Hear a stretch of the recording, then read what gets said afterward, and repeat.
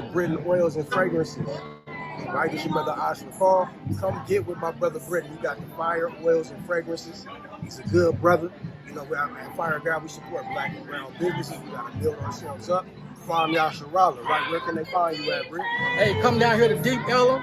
We here on Saturdays from 12 to 6 every Saturday. We got the body oils, the black soaps, the shea butters, the burning oils.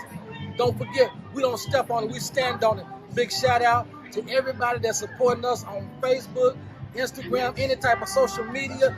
Big shout out to Fire God. Love you guys. Hey, and my favorite is the frankincense and myrrh, right? Best one I've smelled so far out of any company I've shopped with. It don't matter if it's on Amazon. Look, he got it. And the prices is on point too.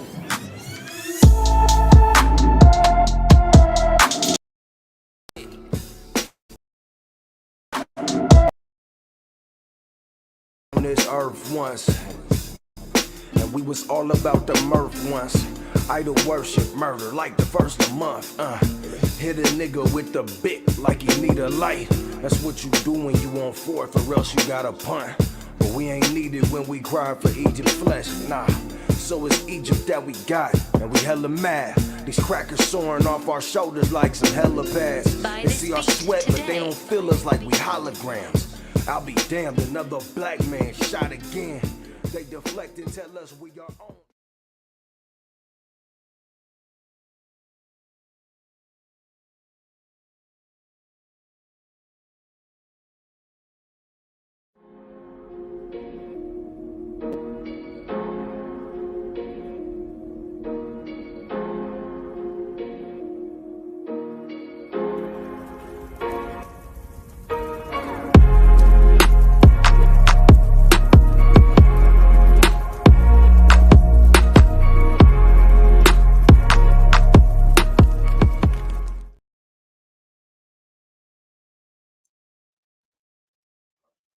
Shalom, shalom, shalom, family.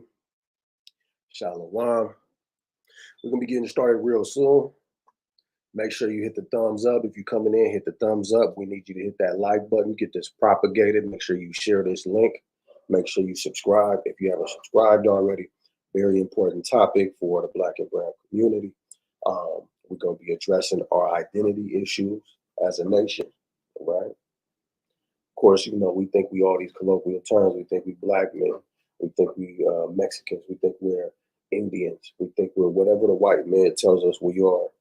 And in these last days, that mental wound has festered. And so now, you know, we blend into these other groups of things that we think that we are. Everything but the children of God. So again, like, share, subscribe, get this out, because our nation needs to hear this message. How y'all doing today, family? Thought I'd try something new, come through on a Friday. How y'all doing? How y'all doing? Zephaniah Yasharala Shalom Malak Bashem hamashiach Yahawashi Rawchaa. Salute. Thank you for joining us. Make sure y'all like, make sure y'all share, make sure y'all subscribe. This lesson is going to be hefty, but at the same time, I tried to make it to where it's not too dense as far as time. You know, it's a lot to digest in a short time, so I'm gonna try to package it very well for y'all so you can digest it. It is something that's meant to weigh heavily on the spirit, but also encourage you if you are walking in that right way, if you are following after hamashiach Yahawashi. You know, so bear with me. We're gonna let a few more people come in. Make sure y'all like, make sure y'all share, make sure y'all subscribe.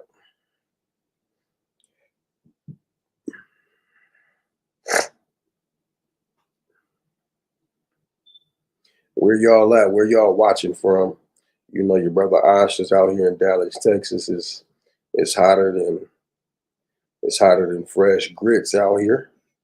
And your brother Melton, where y'all viewing from? I seen the other day we got viewers from Barbados, we got viewers from Jamaica, we got viewers from the UK. So all praises to the Most High for that. This truth is going out. You know, we got a little body over here at Fire God, so to know we able to make that little bit of that much impact across the world is very reassuring, because we want to bring in as much as we can in these last days. We want to be profitable.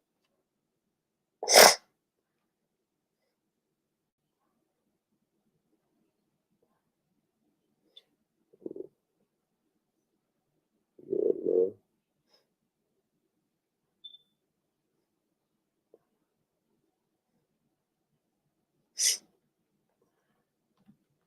Brother Zephaniah watching from Detroit. All praises to the Most High. Who you doing? Who you doing the work with? How long you been in the truth? I love to hear stories like that. How'd you find out that you was an Israelite?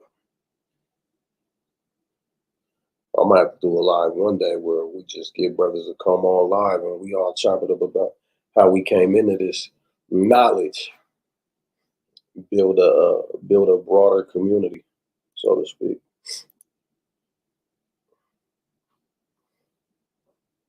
If y'all coming in, make sure y'all like, share, subscribe. This needs to get out, to as many people as we can reach on today. HOI, 3 years, all praises to the Most High. Powerful group of brothers. All praises to the Most High. Mm-hmm.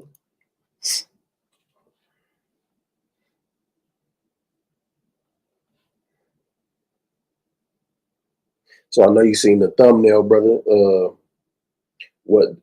I know you've seen the title. What does Crip Mac have in common with the Hebrew Israelites? What you know about the brother Crip Mac? Well, not the brother. I found out he's actually a Japhite. What you know about Crip Mac? What you done heard about the man?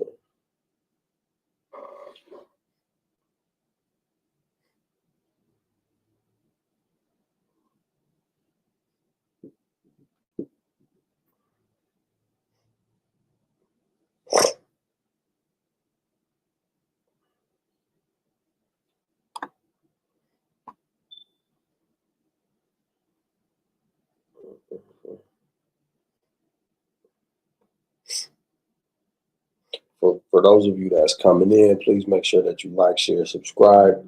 We're trying to get the viewership up so that the shares could go up, so that the likes could go up, so that by the time we start to bring in the message, the algorithm that picked it up already, it is imperative that we propagate this information to the best of our ability. This will be a powerful lesson, short but sweet, through the spirit and power of Yahawashi. But it takes you. We need your participation at FOG. I need your participation. I'm but one brother over here in Dallas, and I need that assist from y'all. Make sure y'all like, share, and subscribe, so when this fire comes out, your brothers and your sisters catch wind of it. We want to catch the whole nation on fire through the spirit of the Most High. We want to provoke brothers that's been lax into action. We want to remind brothers and sisters that have been doing what they're supposed to do. We want to remind them that they're on the right track. We want to remind them what they escaped from when they decided that they was no longer going to endeavor to be a Babylonian, a Babylonian at heart. Shalom, shalom. Booyaksha. How you doing? How you living? Rawchaa. Make sure y'all like, share, subscribe. I see we got 7 people in here. I'm not too sure how that's really working as far as the algorithm goes, but nonetheless, make sure you like, share, and subscribe. We about to go up in a few minutes here. We just want to make sure that when the lesson starts to come out, everybody gets to see it. We don't want to keep this information to ourselves. It ain't no deep knowledge, but I'm going to try to take the route of proving how a lot of these curses are, how they play out, and using science to do so. The Most High predestined all this. If he predestined all of it and he made the world according to wisdom, that means that he set things up in a physical way. This ain't spooky. You know, a lot of people think this Bible is spooky, so this lesson is packaged the way that it's packaged so that when our brothers and sisters hear it, they can identify with it in a way where it's a little bit more tangible. You know, we talk about curses and then we talk about generational curses. And for some reason, there's like a gap in between. And we need to show and prove how they're one and the same. Brother Booyak, you said you had a question. What's your question, brother man? What is your query?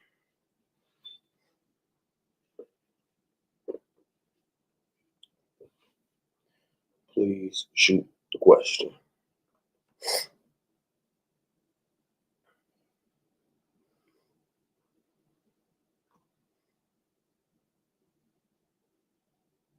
What's the longest stretch Israel kept the law? I'm not going to cap, brother. I don't know. You know, I do not know. Because we some bad kids, man. We be real on and off with it. We be real on and off with it. It seems like from king to king, you know, we'll have a king. That king will rule righteously and the Israelites will live righteously underneath him, then they'll die. If another king comes up that ain't so righteous, then we go, you know, we go all the way left with it. You know, as the scriptures say, as the head is, the people will be. I'm paraphrasing that heavily, but I do not know the definitive answer to that question, brother. But that is a good question, though.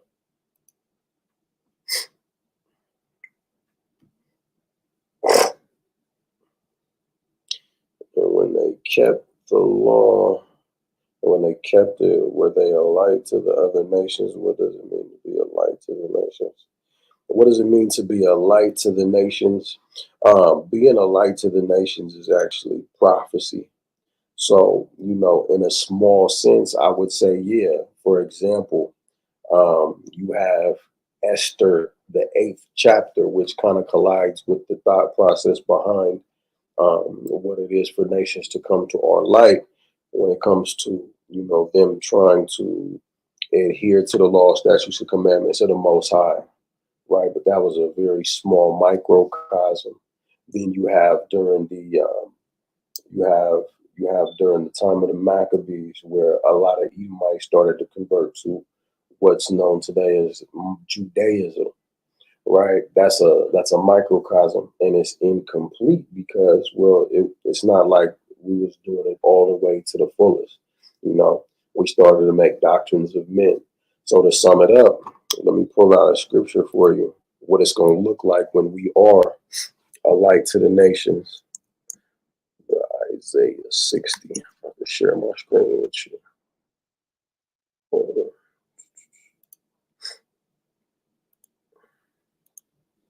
Let me share my screen. So it says, arise and shine, for thy light is come, and the glory of the Lord is risen upon thee. For behold, the darkness shall cover the earth, and gross darkness the people. But the Lord shall arise upon thee, and his glory shall be seen upon thee. And the Gentiles shall come to thy light, and the kings to the brightness of thy rising. So this is something that has to happen in the future. But the other nations are going to see how we're flourishing. They're going to see how we're following in the light of the Lord. I shouldn't turn the screen off. Let me actually get Zechariah the 8th chapter to elaborate on it when it comes to this chain of events. So when they see us flourishing and walking in the light of the Lord, this is what's going to happen. They're going to see our salvation.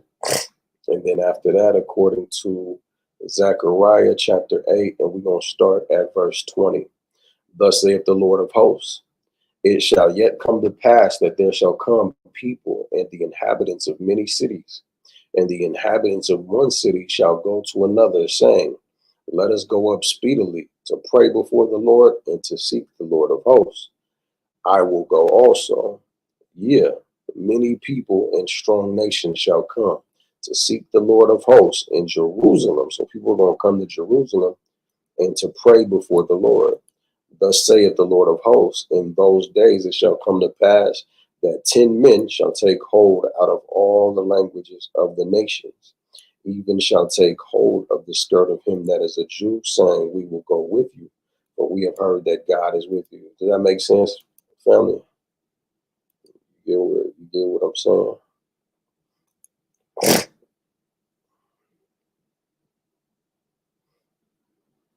Yahawashi, you get the breakdown.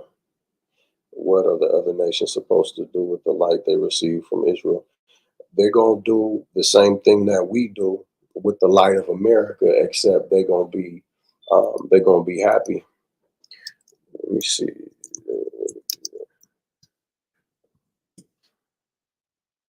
Look, Proverbs 29:2.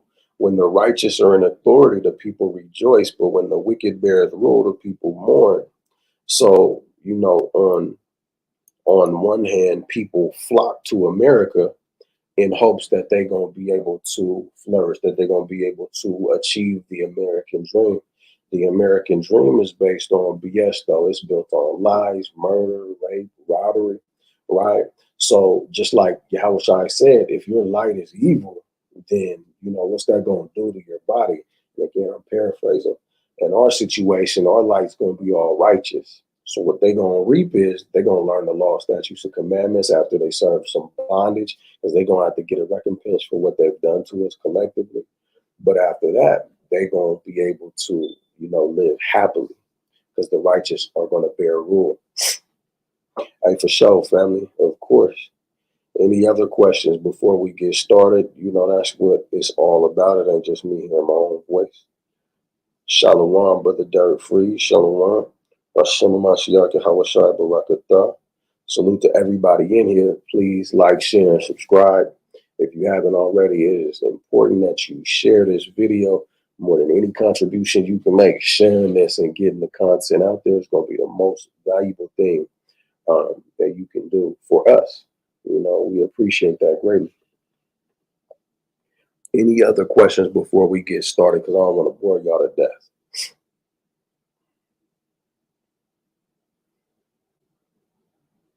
Shalom, shalom. We out here. We out here. And then you see the email in the bottom left-hand side. If you're a brother watching, if you're a sister watching and you want edification, if you want to tap in with us, feel free to hit the email up. If you want to get out there and do the work with a body and you ain't found one yet, we definitely can assist in that. We need the men on the line. We're a small camp right now. Right now we in Jacksonville, we in Baltimore, we in St. Louis, we in Dallas. You see? So we definitely need brothers across Babylon. We need warriors.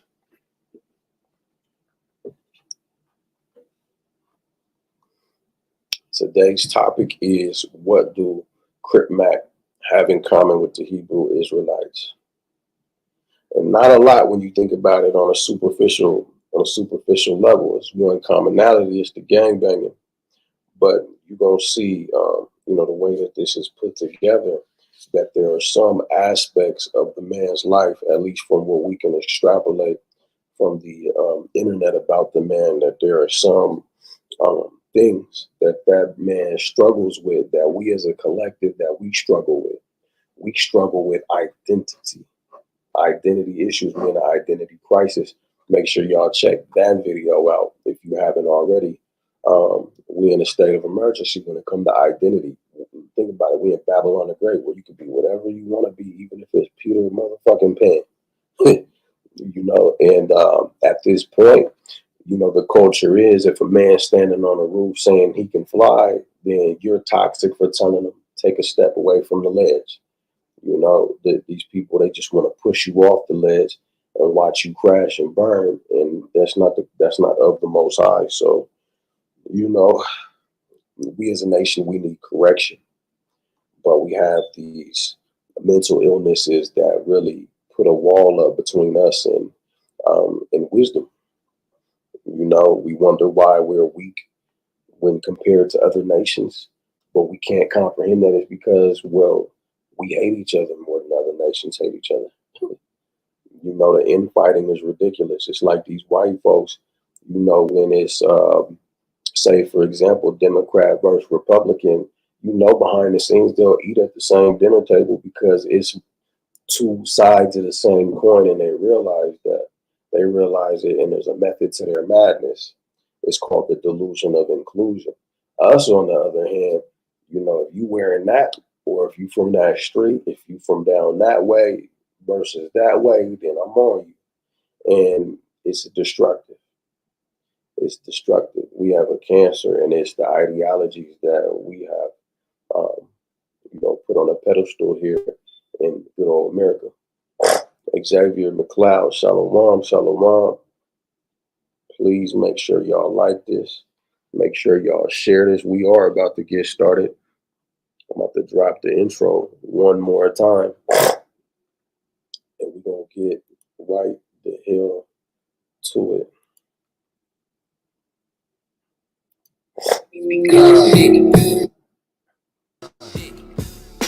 We was powers on this earth once, and we was all about the mirth once. Idol worship, murder, like the first of the month. Hit a nigga with the bit like he need a light. That's what you do when you on fourth, or else you got a punt. But we ain't needed when we cry for Egypt's flesh, nah. So it's Egypt that we got, and we hella mad. These crackers soaring off our shoulders like some helipads. They see our sweat, but they don't feel us like we holograms. I'll be damned, another black man shot again. They deflect and tell us we are on. So with that, you know, first and foremost, all praises, honor, and glory to the Most High God, Yahweh, in the name of his son, who the world calls Jesus Christ, Yahawashi. I am your brother AhshRawchaa of Fire of God out here in Dallas. You know, we're going to go right into the topic at this point. I did drum up a visual aid to kind of assist us on this journey that we're about to take. So let me cue that up. But first and foremost, how y'all doing in the chat? How's brothers doing? Appreciate y'all for tuning in, and any sisters that's in the chat as well. How is your afternoon going? I pray y'all blessed. Where y'all watching from? I know we got a brother from Detroit in the building.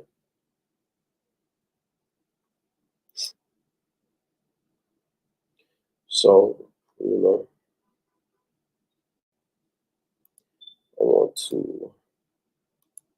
we actually gonna start with this slideshow.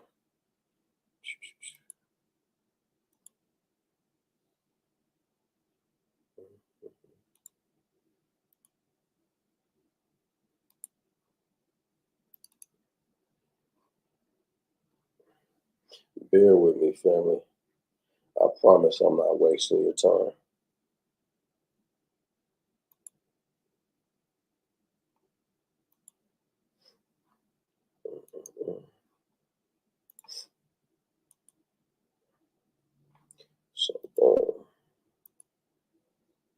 So first thing, we need to talk about how mental illness is a curse promised from the Most High. How many of y'all already know that mental illness is one of the curses of Deuteronomy, but it's one of the ones that we speak on the least, in my opinion. I don't see it harped on that much.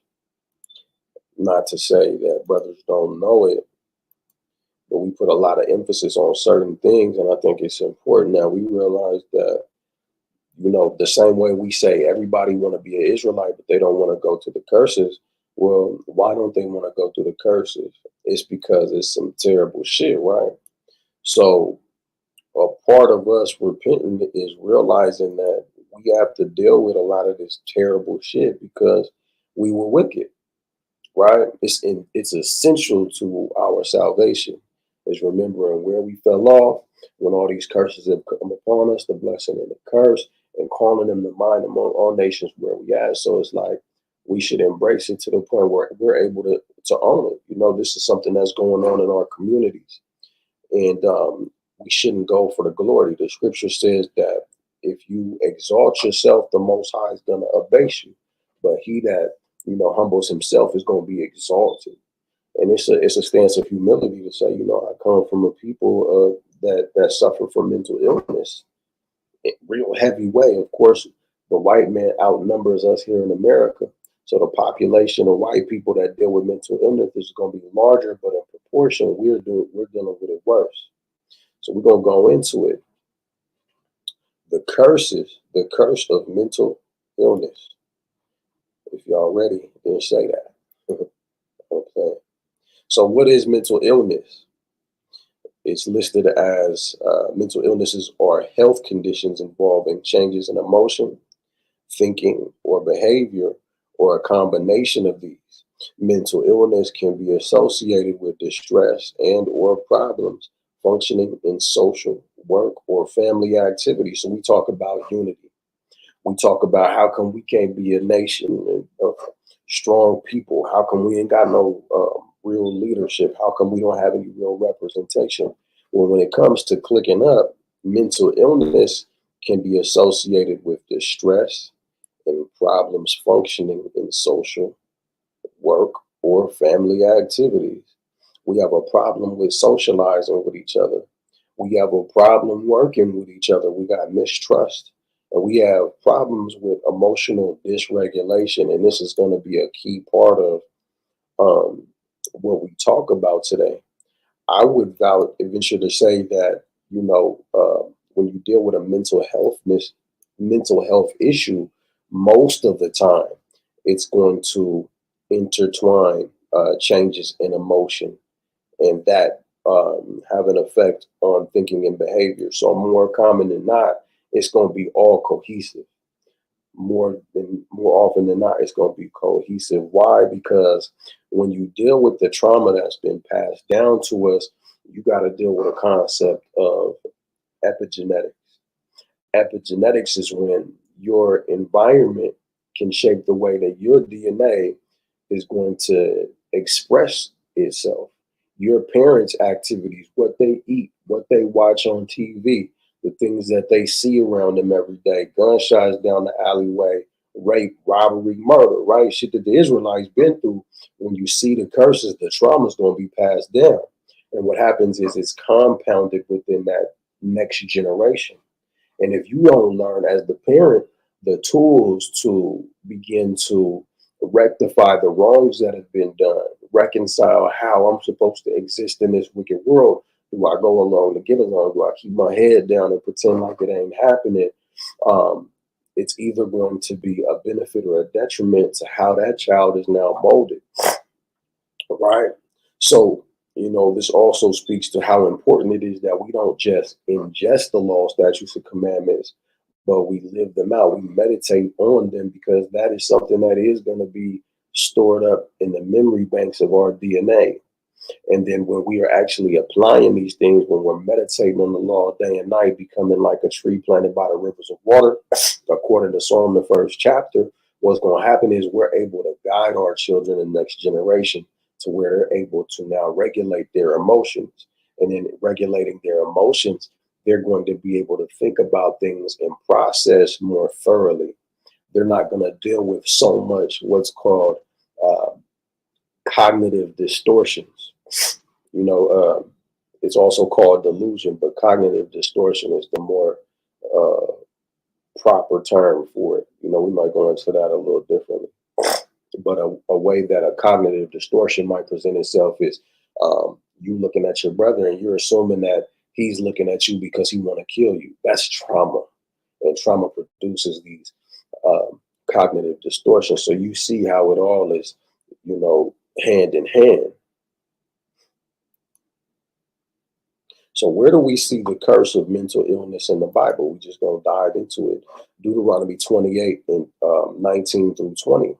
And of course, we're going to start off in the King James Version. We're going to take a look at another translation as well. It says, "Cursed shalt thou be when thou comest in, and cursed shalt thou be when thou goest out. The Lord shall send upon thee cursing, vexation, and rebuke in all that thou settest thine hand unto to do, until thou be destroyed, and until thou perish quickly, because of the wickedness of thy doings, whereby thou hast forsaken me." And then we're told in verse 45 that this is going to be a sign and the wonder on all nations. Well, we're going to pass these things down in our genetic markers, signs, right? I'm not going to go off too deep into that. But what we want to focus on is how we're just going to keep going into the slides. So let's look at it in another translation. It's basically saying wherever you go and whatever you do, you'll be cursed. The Lord himself will send on you curses, confusion, and frustration in everything you do, and until at last you are completely destroyed for doing evil and abandoning me. So to be cursed, right, and to deal with confusion and frustration in everything that you do, that's the breeding ground for mental illness, because you're never being given an opportunity to settle down and process. They tell you that in order to live a life that's healthy for your mental, you should be able to sit back, you should be able to decompress, and you should address the failures of your life. You should be able to address the losses just as well as the successes. But what we've been taught is the hustle culture, which is toxic. Work, work, work. Keep your head on your feet. Walk forward. Don't look up. Don't provoke nobody. Just keep doing your thing. Mind your own business. And then what you do is you work in order to keep your mind busy, or at least until you could get to a bottle or a blunt. Right? Am I right or am I wrong, chat? Am I right or am I wrong? So if this is the culture, then when we deal with vexation, we internalize it. It becomes a part of us. When we feel that rebuke, we internalize it. It's all about me, as opposed to, what the Most High is trying to show us. And all that thou set thine hand unto to do until you be destroyed and until you perish. Now, this word perish here in the Hebrew, this is what I want to look at, right? Because what this is talking about is us becoming depressed and becoming lost, because we're being beat from so many different directions. So let me know when you see this word perish. And we're going to look at the Jacenius Hebrew Chaldean lexicon. All right. It says to be lost or to lose oneself, to wander. Of a lost and wandering sheep, to flee away in the desert as a wild beast. So if you're wandering away in the desert, you're going from being a sheep who's dwelling in pastures, you're lost, and you're not surrounded by that which is beneficial anymore, right? If you lose yourself, what does that mean? You lose sight of who you are. So let's just backpedal a little bit. It says that you're going to basically see these curses, cursed in the city, cursed in the field, in whatever you do, until you lose yourself. And that's what happened to us. We became so beat down that now we've lost sight of ourselves. We will conform to whatever image that we have to in order to survive, right? Even if that survival is bottom of the barrel, no pot to piss in, we just want a little bit of alleviation from our struggles. So, we go on. To lose yourself is to lose sight of who you are, what makes you happy, and what fulfills you. But the question is, why is this important? Because Deuteronomy 28:64 says, and the Lord shall scatter thee among all people, from one end of the earth even unto another. And there thou shalt serve other gods, which neither thou nor thy fathers have known, even wood and stone. So I'm going to go back to this. Why is it important? All these things that I've taken note of, us being beaten to the point where we lose sight of who we are, is because culture is a major line of defense against emotional dysregulation. Whereas if you have a healthy culture, it helps you regulate your emotions. Why? Because your culture dictates how you socialize. For example, gang culture come with all type of crazy politics, depending on where you're repping at, or who you repping with, or where you from, blah, blah, blah. right? And it looks like it's pretty straightforward to those that's on the outside looking in, but then when you get close, it's complicated, right or wrong. And what you call this is toxic culture, because at the end of the day, you know, you got people who supposedly stand for the same things as killing each other. You're socializing. There's a culture there, but it's not a healthy culture. So it's about what that culture breeds among you, right? So we have that in place of what we were given by the Most High. We were told that that culture was going to be wisdom in the sight of the nations, that they was going to look at us and say, what nation got God so close to him? But if we are being beaten until where we lose sight of who we are, what we love, what makes us happy, what's supposed to fulfill us, we lose sight of the culture that God gave us specifically, and we start to worship other gods, which neither thou nor thy fathers have known. That means what? That means that we've been given another culture. Fast forward to today, we're in Babylon. It's called confusion. Why? Because of all of the different cultures. Just like the old Babylon. Are y'all with me or are y'all with me? Let me know. Let me know. Like Babylon of old, all those nations got together and the Most High did what? He separated that. Why? Because that shit was toxic. That ideology, that ideology, that ideology. And you're supposed to just embrace it all. Well, if one culture is supposed to be what you use in order to regulate your emotions, imagine trying to embrace all of these ideologies where now your moral compass is being divided. You got the straight line, but then it goes like this. You got the straight line, but then it splinters off like this, but then it branches off like that. And so you're divided, trying to go all these different directions. That's why the Most High says don't go to the right hand or the left. And I know it seemed like I'm rambling, but I'm building on this because, you know, if I go into the medical journals, it's going to be a very lengthy read. So I want to keep it very conversational with you, right? So I'm going to give you an example. Our law, statutes, and commandments tell us things like thou shalt not steal. That's a part of our culture, right? If you look at psychology, they'll tell you that it's not necessarily about the culture you participate in so much as how deeply you are into that culture or how deeply that culture is ingrained in you, right? Which is why it's important that we don't just go into the Bible a little bit and go back into the world and be lukewarm. We're supposed to pick a side and stand firmly in that side, right? The Most High is going to spew us out because we're not going to be fully standing on what it is that he gave us cultural wise.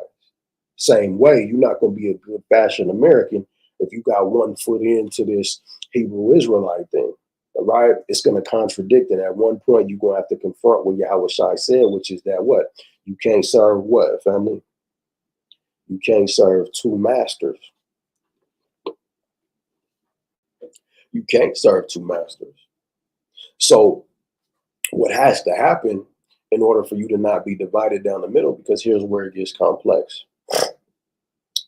We'll go back to the toxic culture, gang culture. Gang culture, it's a good thing if a nigga asks you where you from, that you stand on where you from. And, you know, you either let them know where you from, you might throw it up a little bit, you might escalate it. Street culture is all over the fucking place, right? It used to be certain rules, now there ain't no more. It's up for grabs, right? It's up in the air for everything.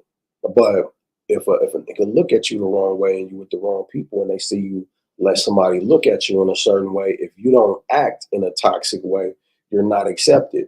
So what does that do to you emotionally? You get an emotional divide, especially if you're empathetic. Let's say you don't want to hit somebody for looking at you funny. You're going to feel bad about it if you do. Think about what happened with Will Smith. I don't know if a lot of y'all peeped it, but he felt pressure, like he had to prove himself as a man. He didn't want to go up there and hit Chris Rock. You could just tell. I've seen plenty of niggas get smacked on and socked on. And Will Smith did not want to go up there and do that, which is why when he walked off, he felt awkward. But he's got his toes in a toxic culture. And he feels like in order to be accepted, in order to prove I'm a man, I'm going to have to do something to appeal to this toxic culture. But what happened was he violated another part of himself that told him that's not what he should have done. You see what I'm saying? And this is where the mental illness sets in. It's strenuous on the mind to now have to process. Do I do the right thing or do I do the wrong thing? You see how simple that is? So, us being put in these curses where we're put on slave ships, we're beaten, we got to serve other gods, we got to serve the white man in hunger and in thirst and in nakedness and want of all things. What does it do to you when you now have to question your morality? Am I going to maintain my integrity, or am I going to bend because other things that are happening around me that appeal to my emotions, like what's happening to my children? What's happening to my wife? What happens to them if I get killed for disobeying master? Do you see how strenuous that is on the mind? Because now you have to deal with the repercussions where you violated what you know to be wrong according to your culture. This is why you can't be dealing with two different ones. You got to pick a side and stand, right? The same way that street nigga feel like he has to not let a nigga violate is the same way that a man that's in the Torah feel like he can't violate what's going on in that Torah. The question is, which culture is healthier, right? And so I'm narrowing all these things down. I'm narrowing all these things down for a reason. So, I apologize if any of this is escaping or if I'm going over it too quickly. Brother Xavier said, I was literally talking to myself about this aspect of who we are today. All praises to the Most High. That's in the spirit. And it's like, we really got to have that talk every day. Every time I go to camp, I post up and I don't jump right into the lesson. I just look at us and all fucking, and I just absorb it. I got to soak it in. I got to soak it in because, I try to stay away from it as much as possible because it hurts to see our people like the way that we are, you know what I'm saying? But it's like we got to be able to take it into account, for our own good. For our own good. So now, jumping back into it, we worshiping these other gods, wood and stone, and those gods are telling us to do things that contradict the Most High, when the Most High set up law, statutes, and commandments based on the knowledge that he used to build us. So the law, statutes, commandments we were given are good for our biology. They're good for our psyche. They're good for synergy, good for building a nation. But the laws of these other gods, they inflict doubt on the mind. They cause you to have low self-esteem because it's built on vanity. And so, when we are torn between coming back to the law, statutes, and commandments, so we have to abandon this idea of self-centeredness that we're given from the American standpoint.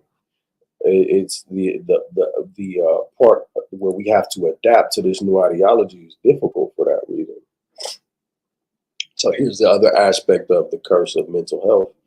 The Lord shall smite thee with madness and blindness and astonishment of heart.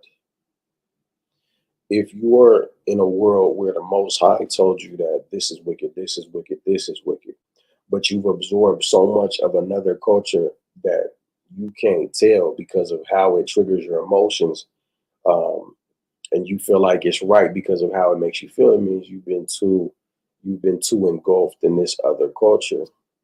Especially when you see that these things trigger certain emotions in you, and it would be healthy for you to get away from it. But like when on paper, it tells you that you'd have to get away from it in order to be healthy, but you still argue within yourself that you got to remain attached to it, like getting away from the streets, right? You don't want to be involved in the gang culture no more because I don't want to kill another black man based on how he looked.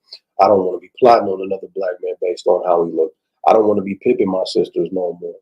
You know it's wrong, but your emotions tell you that, oh, but the streets is going to think this. That's when you fucked up. That's confronting that mental illness, right? That's mental illness right there at a very base level, because you're seeing that is wrong, which indicates now you have the ability to see, but you're going towards that direction that's telling you, but if I just close my eyes the way that it feels, That's where I need to be at, because you're accustomed to this. Watch this. The blindness and astonishment of heart, and thou shalt grope at noonday as the blind gropeth in darkness, which means what? You're moving based on how you feel, family. Are you fucking with me? Are y'all with me, or are y'all with me? We're moving based off of how we feel. And this is where things get tricky. If we're dealing with emotional dysregulation, which is I don't have the ability to control my emotions, I don't have the ability to maintain myself on an emotional level. Like, say, for example, I got to go to work. My boss tell me something I don't want to hear. And I just, I snap like a child. That's emotional dysregulation. Or if I'm crying one minute, I'm laughing the next, and I'm crying another minute, and I'm laughing, and then I'm smiling and giggling, and then I'm fighting. Like, all that is this emotional dysregulation and different levels of mental illness. There will be different ways that emotional dysregulation will express itself. But that's what happens when you delve into a culture and it moves you around based off of how you feel, as opposed to what you can see, using science, for example, because our commandments are based on science. It's the Most High science. And what happens if we keep them, we start to be able to see the things that the Most High put into place. We start to see what the program really is. If we can see the world for what it really is. That's why we gain understanding. That's why his commandments are the beginning of wisdom. But it says, thou shalt not prosper in thy ways. How are you supposed to prosper if you just moving based off of how you feel? This ain't Star Wars where you use the Force and you're supposed to just feel the Force and just know where you're going and what you're doing. That's dumb. When you walk in the spirit, you're observing and you're discerning between what's right and wrong. What's right with the Most High? I want to please the Most High. That's worldly. I ain't fucking with that, because that's against the Most High. Clear as day. The ability to discern is walking in the spirit, not walking around based off the flesh. What you feel all the damn time. That instability. It is what has led us to this point, and it's what's going to keep us in this point. It says, and thou shalt be only oppressed and spoiled evermore, and no man shall save thee. It's like, it's easy to oppress a man who's moving on how he feels, because he can't even think past his emotions. He can't make the hard decisions because he's a kid on the inside. Michael Clark Duncan, rest in peace, on the outside, but a child on the inside. And we have a lot of that going on in our communities. So we got to ask ourselves, are we going to start moving based off of what we see? And what we see is the program that we've been participating in has not been working. The street culture, the thought culture, the pimp culture, all the cultures, right? I was on Clubhouse a long time ago, and a brother said, what do you think is wrong with black people? I said, well, a lack of culture. He got mad. He said, when I hear people say stuff like that, I feel like they got other motives, because, we got plenty of culture. And I'm like, nigga, you thinking of flavor. We got this and that, but it's always very half-assed. Like, you see a brother Pan-African, he got a beaded necklace on. No knocking brothers who wear stuff like that, but the majority of the brothers who's doing that only know about the beads. Is that really culture, or is it just cultural appropriation? Because cultural appropriation happens if you don't really have a respect on what it is that you're dabbling in. So, bear with me. That's what we have, is that we have such a lack of culture that we'll grab on anything that looks like it might be good for us. And then we won't grab it all the way, because we just want to keep it moving, and we just want to deal with shit that feels good.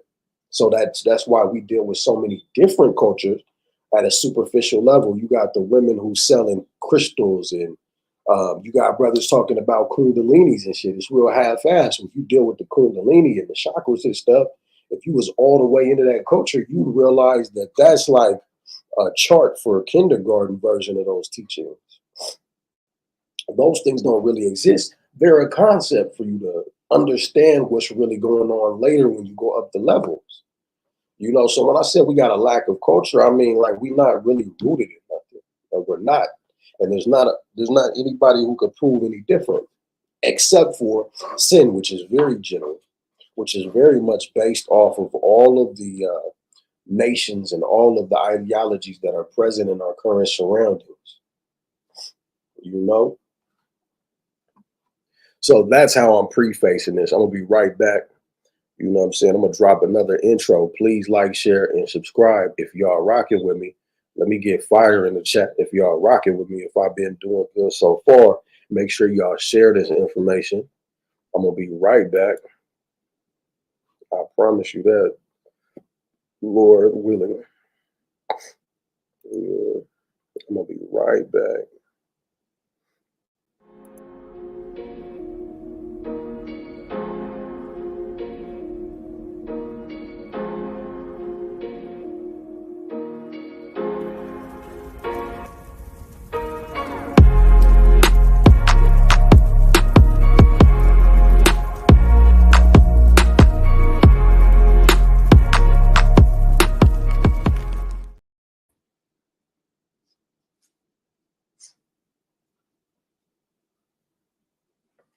And I'm back. And I'm back.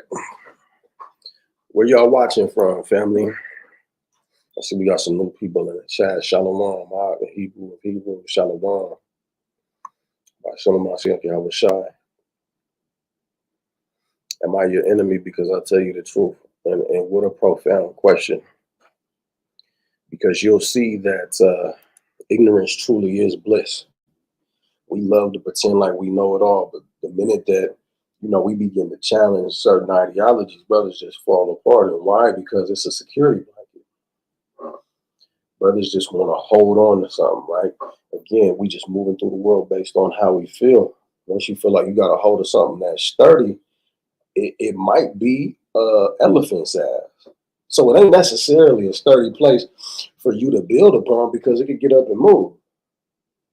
Unless you open your eyes, you ain't gonna see what you really leaning on. You feel me?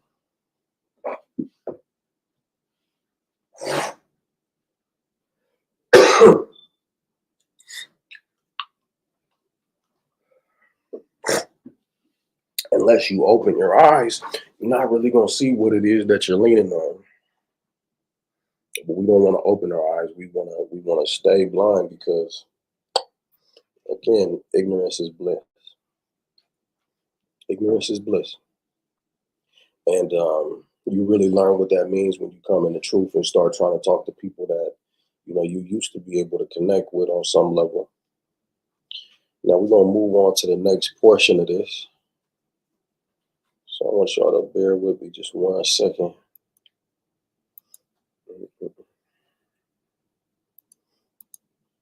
Find this video.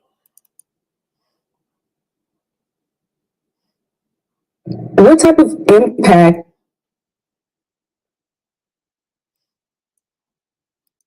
So we're gonna make a little example of what happens when we just get a little bit of soundness of mind. Let me know if y'all are able to hear this good. Let me get a 1 in the chat if y'all can hear it, 2 in the chat if you can't.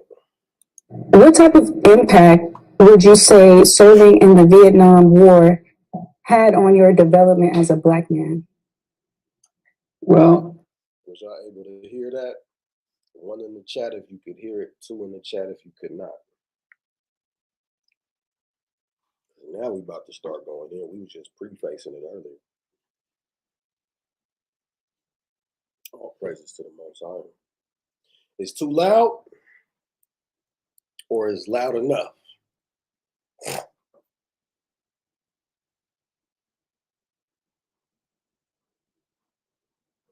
Shout out to baby in the chat, my wife in the chat.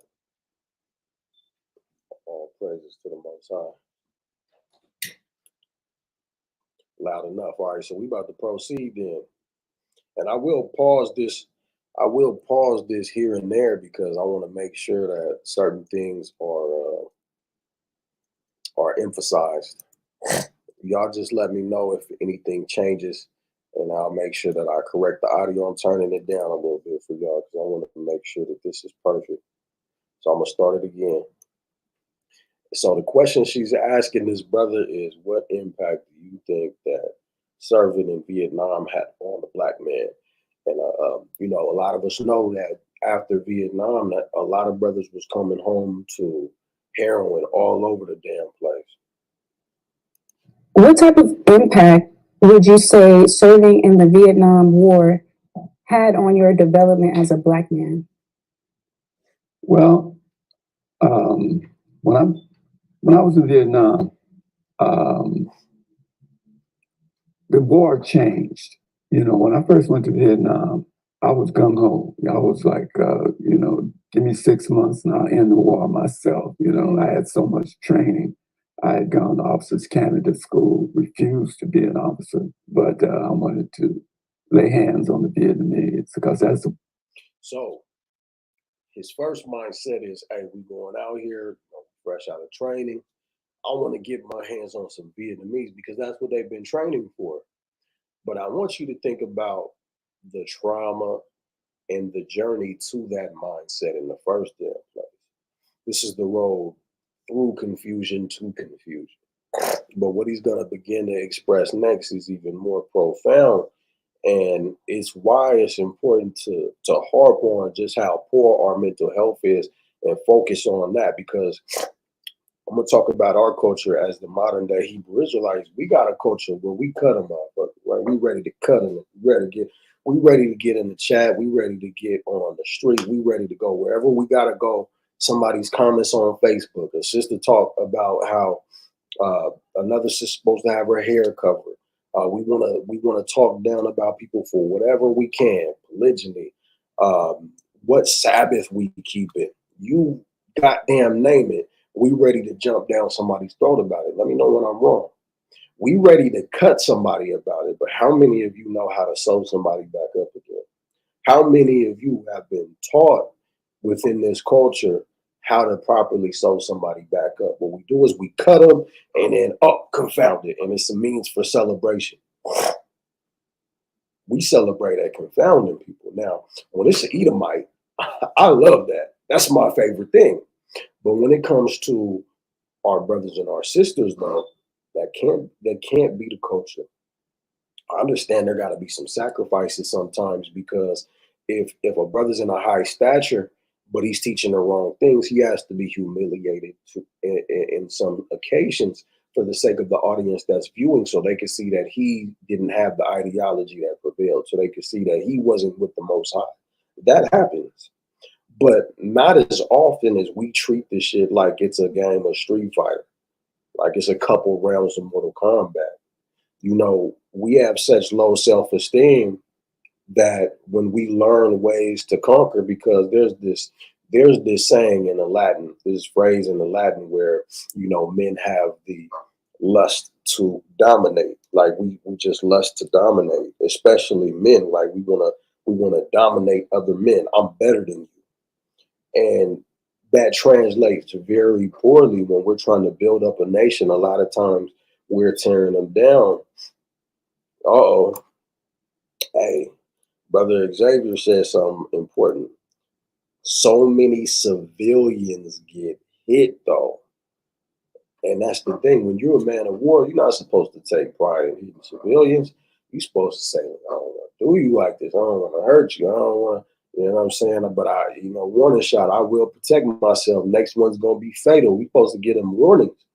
But when you're really trained, you got to learn how to subdue the opposition without causing them to become undone.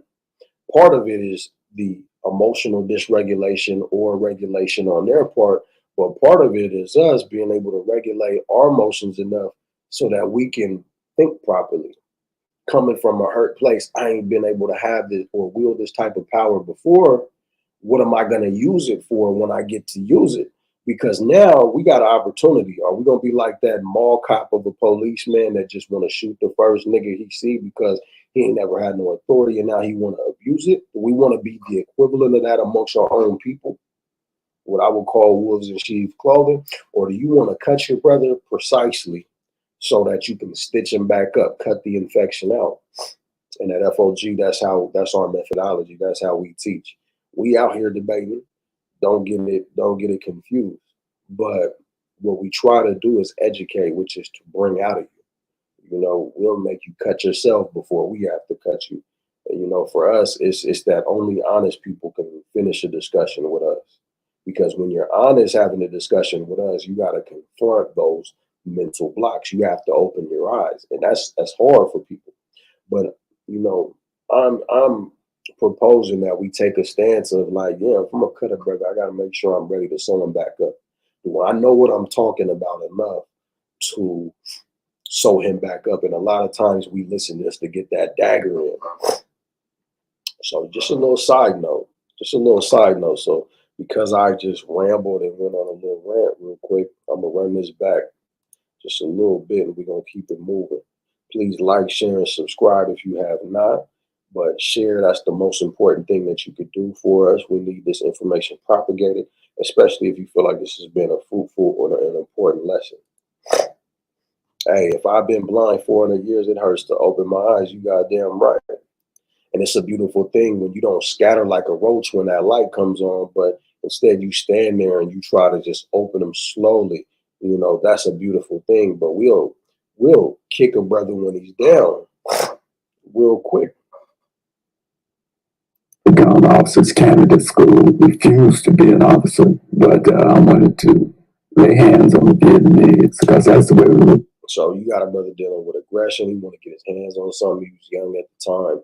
You know, I want to get my hands on the Vietnamese because that's how we was trained. Again, we thinking, what was the journey to get to this level of thinking?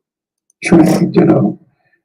In retrospect, I feel stupid. In retrospect, he feels stupid. He feels stupid that he was at a conclusion where I want to go out and I want to hurt these people. And when he explains why, you're going to start to see where I'm going with this. But what happened when I was in Vietnam, the whole Muhammad Ali incident came up, and I was like fighting Vietnamese. So I couldn't really dive off into supporting Muhammad Ali, who was one of my personal heroes at the time. But what Muhammad Ali said turned all the black soldiers around. They don't talk about this. So this was crazy to me when I heard it. You know, I watched the video for a different reason because this brother wrote a book called Crips. And the book that he wrote is what inspired the movie South Central. I don't know if y'all ever seen that movie, South Central. Real good movie, man. But his book inspired that. So I wanted to hear about just how that came into play and, you know, what his experience was to where he wrote a book called Crips. You know, it was intriguing.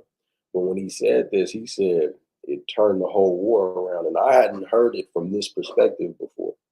But think about the war that we're fighting every day.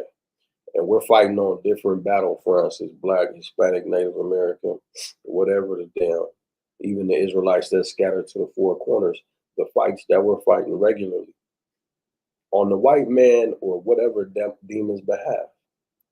But before Muhammad Ali, the war was like we had cleaned up the Mekong Delta, which was south in Vietnam, and we were moving up north to confront the North Vietnamese, who were regular troops. The South Vietnamese were like Viet Cong, which were like poorly trained and really not any contest for us. But when I say we, I'm talking about brothers. I mean, brothers in the 101st, 101st, as we call it, Air Cab, brothers in the 83rd Airborne, but just brothers in general. We wanted to show that we, as Black men, you know, were fully citizens, you know. Mm-hmm. But when Muhammad Ali said, ain't no Vietnamese, ain't no Viet Cong. So the brother is saying that, you know, he's expressing, for lack of better words, he don't realize it's what he's saying. Maybe he does on the inside, but he's saying that we had an identity issue in the way that we wanted to make ourselves seen, how we felt like we would be able to be identified as something is to, you know, show what we're worth on the battlefield, show that we're good for something. But who are we trying to show? We're trying to show an appeal to the white man and his needs, you know, so that we could be we could be treated like we are of some value. But here's the thing. The minute you stop worrying about what the fuck the white man needs or want from you, the minute you stop worrying about how you look to these white people, the minute you start worrying about the change that you can make just standing up as a Black, Hispanic, Native American, the Israelite the Bible speaks of, that's when the whole thing changes around, because this whole thing is only in motion because we allow it to be. You know, the same way the scriptures say there's no enchantment against Israel. You know, we have to be the ones that let those things come in and ruin us, right? Just like but you have to invite a vampire in your house. The only reason these crackers are sucking the blood up out of us is because we let them. Make no mistake about that. And this brother is elaborating on it from, you know, a stance where, you know, it makes it undeniable that this whole thing only floats because of our participation. But we only participate based off of the culture. You understand me? You're trying to be a good old American, you got to participate in that culture. Their culture is going out to war, killing people that got nothing to do with you. As long as we participate in their culture, we do things that we're going to end up feeling stupid about. We do things that hurt others, and we do things that's probably going to injure us. Because somebody mentioned PTSD. You goddamn right about that.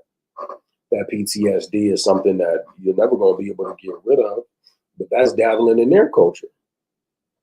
So what happens if we realize that the same for us, just all at once?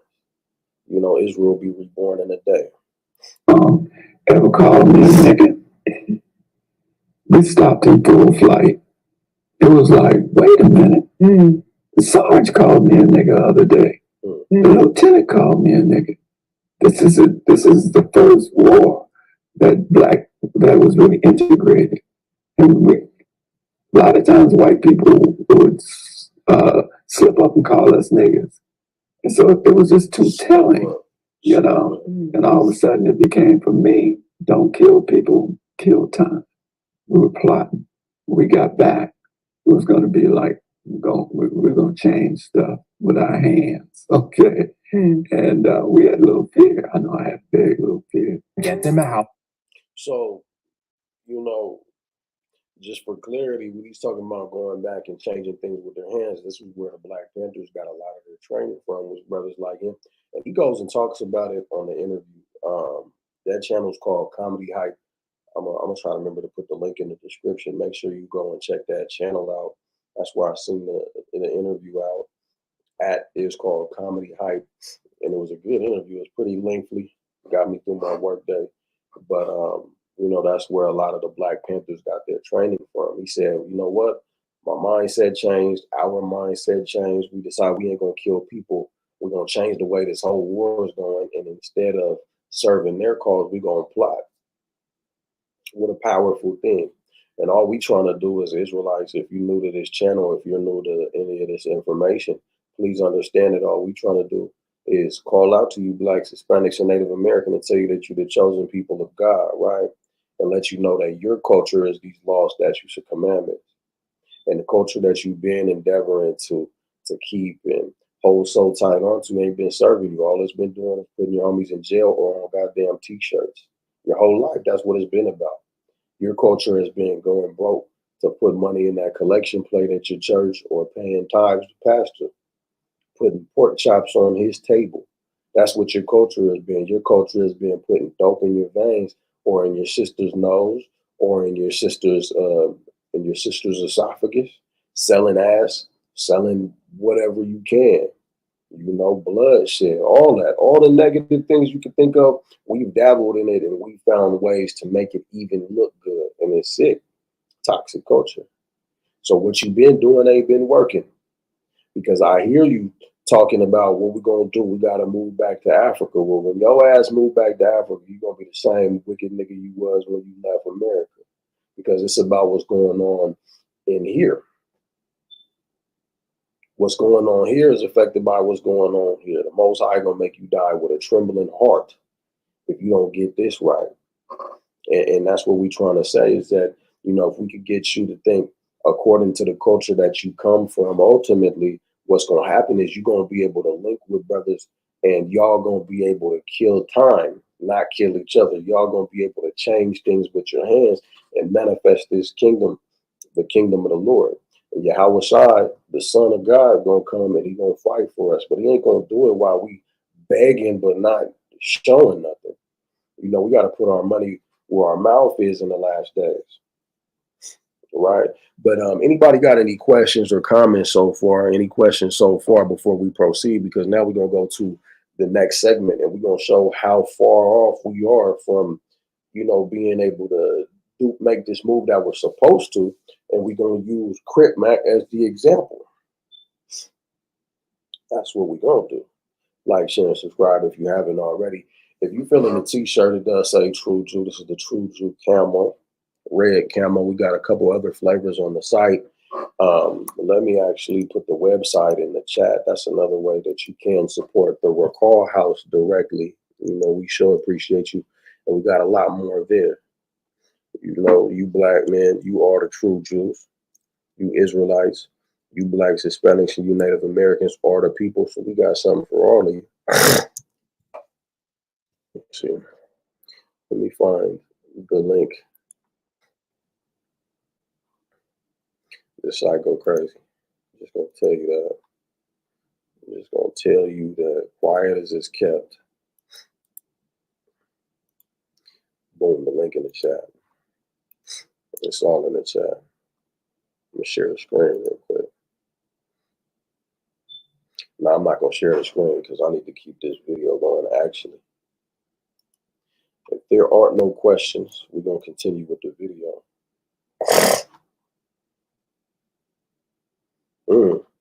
He said, Hebrew of Hebrews said, I never knew why Europeans were so hell-bent on beating our nationality out of us.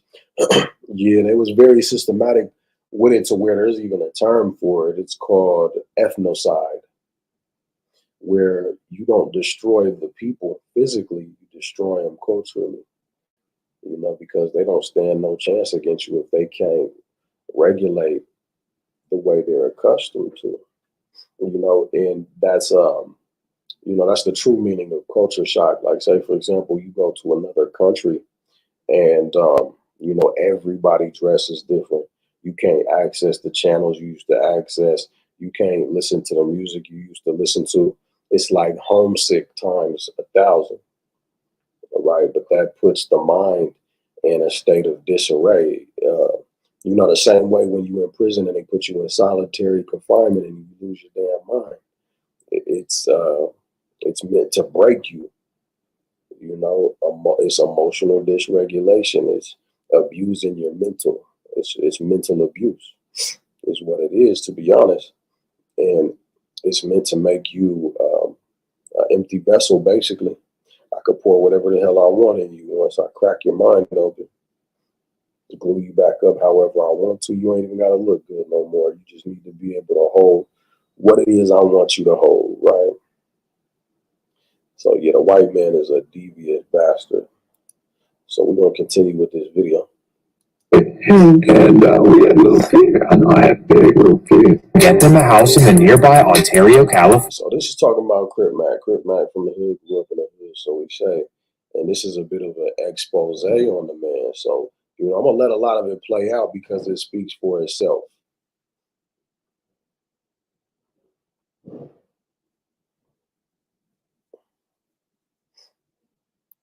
This quiet and peaceful cul-de-sac is where Trevor spent the majority of his childhood, far from the wild streets of LA. From 1st to 3rd grade, Trevor attended Newman Elementary. Now, what I want y'all to do is, as y'all listen, if this story starts to sound familiar, you don't got to know about this man right here, but if this story starts to sound familiar, I want you to put fire in the chat. That's what I need y'all to do. If this starts to sound familiar. In Chino Hills, one of the highly ranked schools in the Inland Empire. However, despite being a sheltered kid, Trevor had all sorts of behavioral issues growing up. I mean, this kid was jumping out of the window, you know, at 6 and 7 years of age, you know, to go out and explore and come back. And I just like, we had to lock the windows, and I'm sure he felt like incarcerated. And I know that feeling. But yeah, he definitely needed some guidance. He went to Newman Elementary School, and I received tons of calls Fair use, by the way. Fair use. daily. Just, your son, he's not doing what, we're asking him to do. He's doing just the opposite. So it's not that he's just not doing it. He's going to do the opposite. Through whittling at him, we threw pyridazine, everything to try to get him regulated. So immediately try to get him regulated. But the problem with the man was his culture was all fucked up. His dad was gone. His dad went and moved somewhere else. That's how the backstory goes. And so he had behavioral issues. And he might have been wired a certain way to where his mental health was poor to begin with. But what happened was his home structure was torn apart like so many of us. And it's unfortunate. And what happens, it creates instability. Because what's important for a child is to have a routine, to have constant reassurance. Psychologically speaking, they say that children are narcissistic, right? Because it is all about them and they don't comprehend anything about needing the nurturing of their parents. So what happens when you peel that away is it's the first step towards emotional dysregulation. Even if your parents are around, but they're not present, emotionally available, it creates emotional dysregulation, again, which is the first step to these mental health issues that we suffer from in our communities. A young mom, that was very, very challenging. To mend these issues, Trevor's mom sent him to a private military boarding school hours away. However, after 14 months, Trevor was expelled and sent back home to Chino, California. So we put him in military school, and they did drills, they did academics, they did PT. He was up early in the morning, and he was disciplined for about 14 months. Very challenging on me. So the military school didn't help him at all? He got kicked out of military school. Kicked out of military school. They said, I'm sorry, we don't have anything else that we... Now, the problem is, with our culture, we celebrate shit like that. Oh, you're a badass kid, that's what's up. And we like that shit. We like that we destroyed. You know what I'm saying? Again, this is a Jaffa dude, but, this is a lot of story. This is the story of a lot of brothers, actual brothers. Offer your son at this time on, his behavior. Hebrew of Hebrews, calm. Envy not, thou the oppressor. All we've done is escalate a game of cowboys versus Indians. We playing a game of cops and robbers, and don't nobody want to be the cop. Everybody want to be the fucking robber. Cowboy culture. We have inherited that. We want to be shoot 'em up, bang bang, and we glorify that type of violence. You know what I'm saying? Because that just is what it is. We envy the oppression. In a lot of ways. There's other things that we carry from other nations too. Don't get me wrong. It's too drastic. And Trevor and Crystal moved in with Granny Bear in Katy, Texas. However, Granny decided to fair use. Send him to school in Houston so he could be with a family friend. Little did Granny know this family friend was an official Rolling 60s member from Southwest Houston. So, man, this is where it starts to get crazy. This is where it starts to get crazy. Well, when Trevor met him, he decided to tell him that he himself was an official Rolling 60s member from LA. He also told him that he went by Woodard in the streets. Yeah. You meet Woodard. He sophomore, junior, your senior, however. I'm the reason he ended up going to AhshRawchaa. Okay, just walk us through y'all's relationship. All right. His grandma stayed in Katy. You already know Katy is not an A-list. It's suburb. Yeah, that's for being ISD. I stayed. Damn, I always sugar. stayed at A-list. Yeah. So he was registered to my house to go to AhshRawchaa because I went to AhshRawchaa. The school he attended was Elsick Hastings, and it just so happened to be in a Rolling 60s neighborhood. Well, when CMAC got there, he began telling everyone that he was an official Rolling 60s member from LA. To make matters worse, he even told them that they're doing everything wrong. How suburban Trevor felt like he was in position to tell them anything is beyond me. So when he came out here to us, he made it seem like he was put on.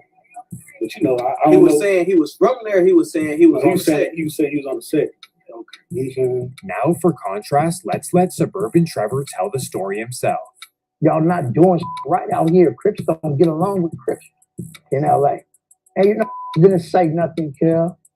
And then they don't feed me and beat the out of me.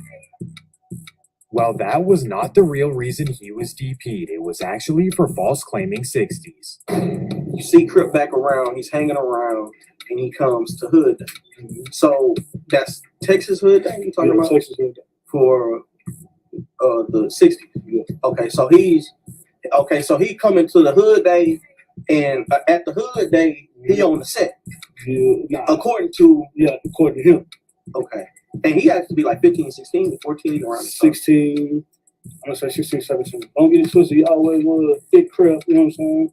But he wasn't, if you get what I'm saying. The Houston 60s thought that he was an official member from LA and they accepted him in. But once they got a call from LA, everything would go bad. Fair use. A year later, he been thugging with you. Thugging. Y'all rocking. You know what I'm saying? And y'all get a call. Like family and all that. And y'all get a call from the mother. Yeah. Cap.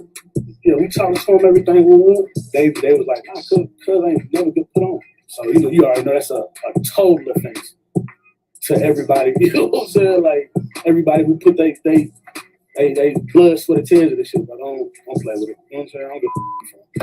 Don't play with it. How did y'all react when y'all got the news that it was flawed? It was, you lied to us.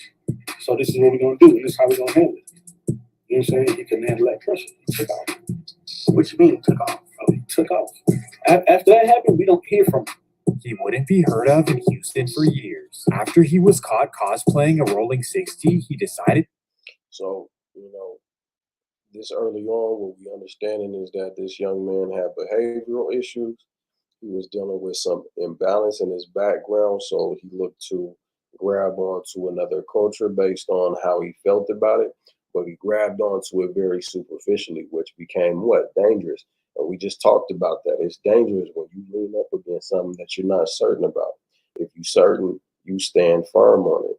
They're saying that he was standing on it until the ground, started to shake because he wasn't supposed to be there. And so he couldn't handle the consequences that come with the cripping or with the false claiming. And so he took off, so that's being half involved in a culture. But being half involved in a culture can be dangerous. I'm not saying it's bad to like try other people's food from different cultures or anything like that, or it's bad to dabble, but you have to use discernment about what you're dabbling in. And when you're just going off of the look and feel of certain things, sometimes it becomes dangerous, it becomes disrespectful. What he participated in is called cultural appropriation. And in some places that's cause for war. So the consequences was he was supposed to get his ass beat for it, but he took off. So we're gonna continue. To head back to Cali, and here is where the story gets even more twisted. CMAC claims that he went from Houston to South Central at 16. Packed my shit and ran back to LA. I was on 59th and 8th Avenue by Crenshaw and Slauson by Nips Hood. I was in the Dorset Village with them niggas over there. Then I moved with my auntie on 45th and Western. But in reality, CMAC was living in Chino and attending Fontana High School. If you don't believe me, he actually said it on his old Facebook page, and he's in the class of 2011 yearbook. But this is where it starts to get weird. Just because he was living in the suburbs does not mean that he wasn't banging. In fact, he started his own hood.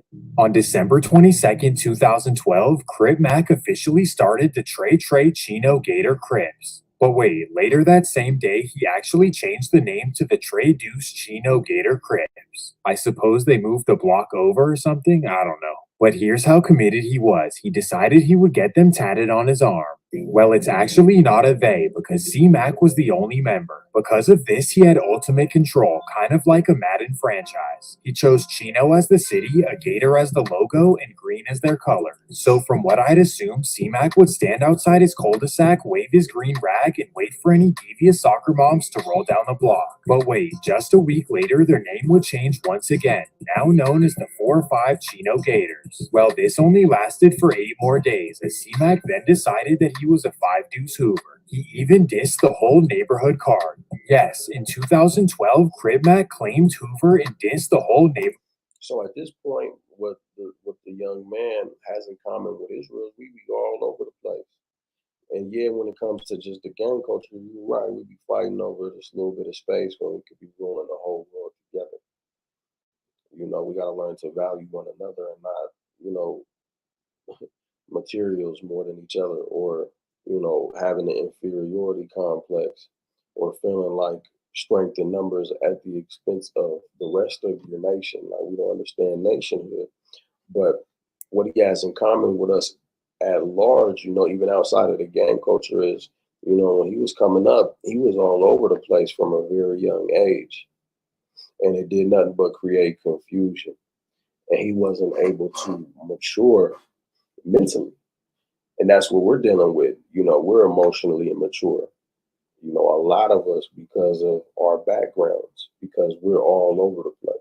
If we was really hardcore Christians, right, followers of Christ, we would have a way better outcome right now. But we don't. Why? Because we all over the place. We Christian on Sunday, and then we popping it on a handstand on Monday through Saturday, or whatever the hell. And that's what our culture is just dipping, dabbling in everything, trying to serve many masters, let alone two. Card. If you ask me, that's not keeping it nifty on 50s. Well, his life. Like, notice, he's dabbling in it, but he's dishing the people that he's supposed to be aligned with. The same way that we supposed to participate in Christianity and all these different religions, but then we, at the same time, out of the same mouth, disrespect the God we claim we serve. And it's just, again, it's us moving in madness and blindness is what we're doing. And it's just unfortunate. So we're going to continue. Make sure y'all like, share, and subscribe. You know what I'm saying? If you haven't shared the video, if you haven't subscribed, it's very important that you do so. As an internet Hoover would not last long, as now he was on to claiming different hoods. What's going on, everybody? It's August. He went from being from Hoover to being a Hoover killer. Damn.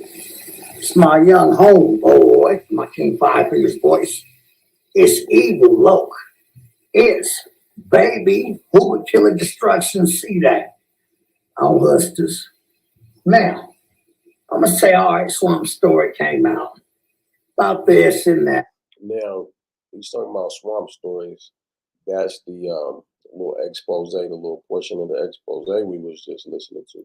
So he's going to address what was just being said of him. And this is what's alarming to me.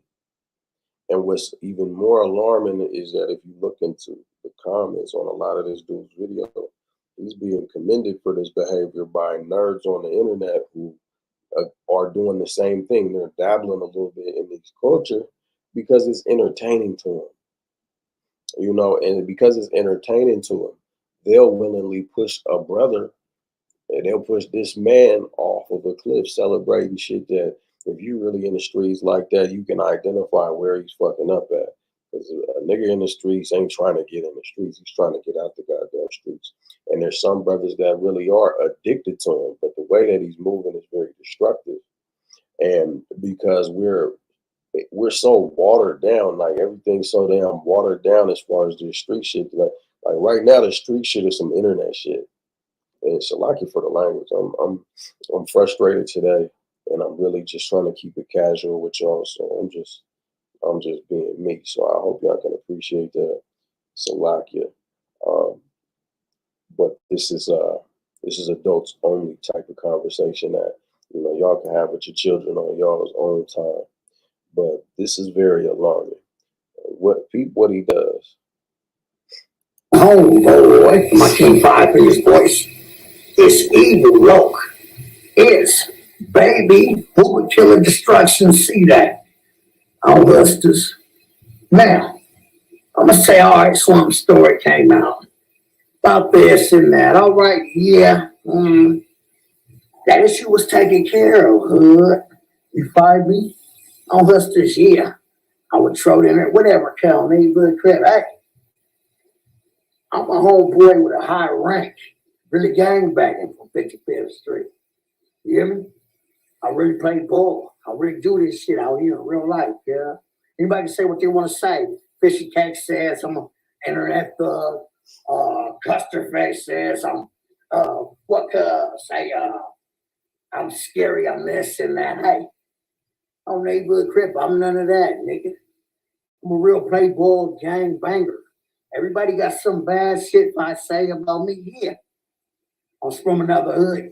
Yeah, I was from another hood. So he prefaces with, I'm a real gangbanger. I really do this shit. But then he's going to say, yeah, I was from another hood. Yeah, I got put off. Yeah, I got put off for not being strong enough in the culture.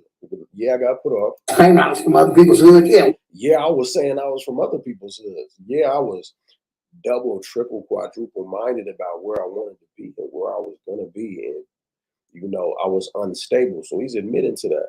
Whatever. So the fuck what, dude? Yeah, whatever. So what? Yeah, whatever. He's admitting it. So the fuck what, nigga? But can't nobody say. But can't nobody say. On neighborhood Crip, I've ever snitched, starved nothing down, cuz. On neighborhood Crip in jail or none of that, cuz. I never turned nothing down, meaning like I'm ducking no fade. Niggas want to run the fade, I run the fade. You know, I'm adamant about it. So he's saying like all the negativity that you can associate it with the destruction that I can cause, I'm gonna identify with that. That's what makes me a solid person. So what he's saying is, and the reason why this is giving him clout is because we are people who are in that, we are just engulfed in a culture that ain't no fucking culture. We are people that are impressed by crazy shit. Like to be crazy is admirable. Remember, the scriptures say that folly has been, you know, set in a high place, while the rich sit in a low place. Folly is set in great dignity, Salaki. So this is folly, but it's set in great dignity. Our people are like, yeah. You know, I seen a brother say he's becoming a legend right in front of our eyes. Not a nigga becoming a t-shirt in front of our eyes. And y'all gonna push him there because ain't nobody grabbing him by the shoulders and saying, hey, bro, what you doing ain't safe. He said, yeah, I was hood hopping. Yeah, I was false claiming. I was making shit up and blah, blah, blah. But I don't duck no fade. So as long as I'm violent, as long as I cause problems for people, it's okay that I'm unstable. And that's how he justifies his behavior. You see the flaw in that? And that's the commonality that he has with Israel, is that we don't take rebuke. We don't look at the things that we do wrong and say, damn, we could do better. We say, yeah, I've done those things, but I also, you know, you talk to a Christian on the street, if you're doing the work, it's, yeah, we got to repent. We got to repent. We got to come back to the law, statutes, and commandments. They be like, yeah, I know I'm wicked, but God know my heart. Yeah, I know I'm wicked, but I feed the homeless. And that's called being retarded. Shalom, seed of Israel from South Seattle in the building. Powerful brothers over there from my city. You know what I'm saying? The brothers over there performing mightily. I seen that they took y'all channel down, man. The devil's mad that y'all out there swinging sword the way that you do, man. We appreciate y'all. You know, shout out to other brothers that's doing the work in truth and sincerity in the chat. Again, make sure y'all like, share, and subscribe. But look at the level of retardation that this man is thinking with. So I'm gonna run it back just in case anybody's coming in fresh. Baby, who would kill a destruction? See that? All this.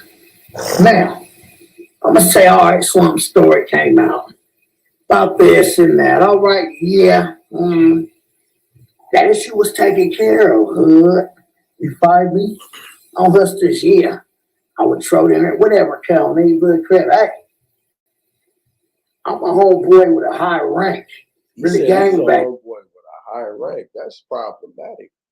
If I'm dealing with an organization, I'm building something, I'm not gonna put somebody who's that mentally unstable in a high rank.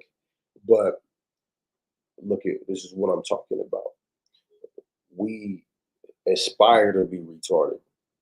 We exalt the retards. And when I say retard, I'm not talking about mental health at this point in time. I'm talking about how, you know, retarded as far as impeded, just overall. Everything that we do is almost like it's done to slow us down. You know what I'm saying? And I'm thinking with the Most High's preordination in mind, it's like the Most High created certain people that are the retardation. They're like gum in the gears of this machine that is Israel. It's like gum in the machine. And so this brother's like gum, this man is like gum in the machine. And we exalt brothers and sisters who are like gum in the machine, the Megan Thee Stallions, the Beyoncés, the Lil Uzi Verse, the you name it. You know what I'm saying? So, you know, when I look at this and I see this man saying that he's a gangbanger, he's a homeboy with a high rank, who put him in that position and why? Oh, it's because we crazy, right? You see the flaw there. He just admitted that he did all those things, whereas, you know, back in the day, man, before this shit started getting watered down, and I'm no gangbanger, let me say, but I kind of saw a lot of this watered down shit coming. When a lot of this back in the day, before this shit got watered down, you can't be that unstable and then get put onto a hood and then become of high rank. Like, that's problematic. You know, even in Seattle with the little bit of gangbanging that we got, that's not something that I am used to seeing until this watered down era. I'm a Crip with a high rank. Hosea 4:6. My people are destroyed for lack of knowledge, because you have rejected knowledge. Hell yeah. And we couldn't win a fight with the military because, you know, we do these things with a lack of knowledge. That's for damn sure. We put nut jobs in a position of high rank. Like, you could be a pawn for sure, you know, and that ain't how we should be treating our people, but you should at least know how to position your pieces on the chessboard, even if you don't know how to play. You know, the first step is to know where to put your pieces at. And, you know, the next step is to learn what function they serve. But it's at this point, we just doing shit just to do it. It's just arbitrary motions. We're just going through the motions. Why? Because we're dealing with emotional instability. We're dealing with emotional dysregulation. We're dealing with mental health issues on a level that's so high. And that's the main thing that drives these curses. Having an evil eye towards your brother, that's mental health. You're mad at your fucking reflection. You know, that's mental health issues. Imagine you see your reflection, you walk in the house, you look in the mirror, you see reflection, you shoot the mirror. That's whack job shit. You know, and that's how we live. And we're accustomed to it, to where now this behavior is where I gotta be if I'm gonna be perceived to be something. You know, one of my favorite rappers right now is Mozzie, because unfortunately I still deal with, you know, my little shit. You know, I still listen to certain things because it reminds me that I'm not imagining the shit I've been through. You know, I listen to Mozzie a lot. He said, without a body, niggas treat you like you ain't nobody. Meaning, if you haven't killed somebody, people look at you like you ain't shit in certain places. And because the lunacy is what gets you to a high rank. And it's good to be a man of war, but when you're a man of war and that war is with your own people, it's self-destructive inherently. Ain't no way around it. So we'll continue. 55th Street. You hear me? I really play ball. I really do this shit out here in real life, yeah. Anybody can say what they want to say. Fishy Cake says I'm an internet thug. Custer Face says I'm I'm scary, I'm this and that. Hey, oh neighbor. El Gallo in the building. Shalom. Shalom to everybody that just came in. Shalom to everybody that just came in. I appreciate y'all. Please make sure that y'all thumb up the video. Make sure that y'all subscribe. And please make sure that y'all share. We need this lesson to go out because our people are nuts. Crip, I'm none of that, nigga. I'm a real playboy gang banger. Everybody got some bad shit I say about me, yeah. I was from another hood, yeah. I got put off, but I was claiming I was from other people's hood, yeah, whatever. So the fuck what, hood, yeah, whatever. So the fuck what, nigga? But can't nobody say on neighborhood Crip I've ever snitched, stomped nothing down, cuz, on neighborhood Crip in jail or none of that, cuz, or did no roll up weird ass shit on listers. And I really play ball, yellow taper, on hood, on all my dead Crips I love. Motherfuckers don't know me, kid. Hey, quit playing with my name. You troll ass niggas and you fishy ass bitches on hood. You must. Now, I don't know the brother, and this is not like this isn't a laughing matter.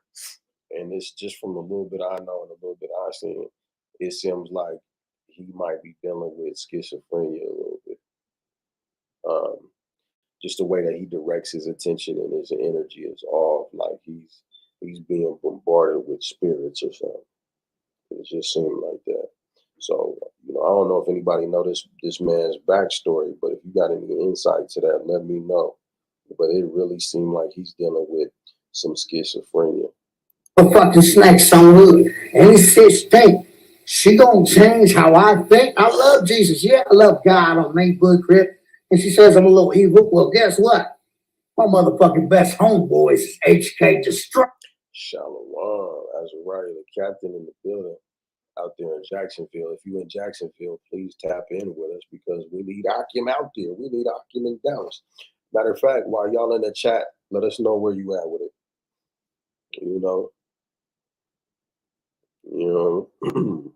He said all his homeboys is H killer destruction mode, Hoover killer destruction mode, and so he's saying this is what's good about me, despite the instabilities that I exhibit. It was my young homeboys. It was Blue Devil and Evil. So evil is something, but at the same time, can't nobody make me remove my tattoos when this is what I've earned and I live 5 on all the dead Crips I love. I love this shit. I am big Hoover killer destruction. I am big Hoover killer screw loose on hustlers. I am big. Now, when it transitions to the next part of it, you're going to see that he's also dealing with some type of, possibly some type of personality disorder, some type of identity disorder. I'm not saying that definitively, but I'm just saying it appears to be that way. And that's a struggle that a lot of us deal with. That's a struggle that a lot of Israelites deal with, this man being a Japhite. But nonetheless, it is real. It's going on out there, and it's amongst the gangbangers, it's amongst the rappers, it's amongst the regular 9-to-5 people out there, the civilians and the soldiers alike. And so the only way that we can get from this shit is to get into the law, statutes, commandments. Screw news, right? You see that? So he's the crazy shit is, when you're in like middle school and high school, that's a way to get girls, because stupid ass girls want a nigga that's crazy and can fight. But like when you start to get the age he's at, according to certain sources, he started gangbanging like officially. He finally got put on the hood when he was like 31 or something, or older than 31. That's, your brain's done developing around 30. And so it goes to show you that if that is in fact true, well, with that mental instability, it impedes your ability to mature. It's a form of arrested development that occurs. So earlier when I told y'all that his father left, that arrested development from taking his stability at that early age, it caused to where it impeded his development, his mental development. Crazy. I am a falcon face. And good catch, Hebrew of Hebrews. That's why we preface the lesson with, what mental illness is and where the scriptures tell us that mental illness is going to be a curse. I am baby Crip Mac on hood. I am baby Snooper K on hood. I got multiple names. I'm also Lucifer on hustlers and big 50 ounce nigga. Hey, I got names, cuz I've earned all my names. I really gang bang and I do my damn thing on hood. And I don't play games with no motherfucking body. And I'm gonna keep it 55th Street. On January 24th, 2013, CMAC was invited to a party hosted by the Trey 57 Pomona Crips. And what do you know? Just 2 days later, CMAC is on Facebook claiming Trey 57 and dissing their opposition. At this point, Cripmac is like the Tiana Trump of the LA streets. But wait, we're not even in the LA chapter of his life yet, and from here it only gets worse. Before going to LA, CMAC would claim one more made-up set, the 7-1 Chino Villains. Well, this did not last long, and now he was on to his next venture, rapping. Get money every time. Get money. You're doing like me, and my swag is so official. Your girl likes me, and my swag is so official. You gotta. I didn't mean to laugh, but that part was funny. You know, you can tell what time that is based off of that beat right there. You know what I'm saying? Pretty boy swag. Girl on my when a pretty boy swag, but your girl like me and my swag is so official. What I want y'all to look at is his facial expression. So with him being the type of liar that he is all the time, and with him being unstable as he is all the time, you don't really know.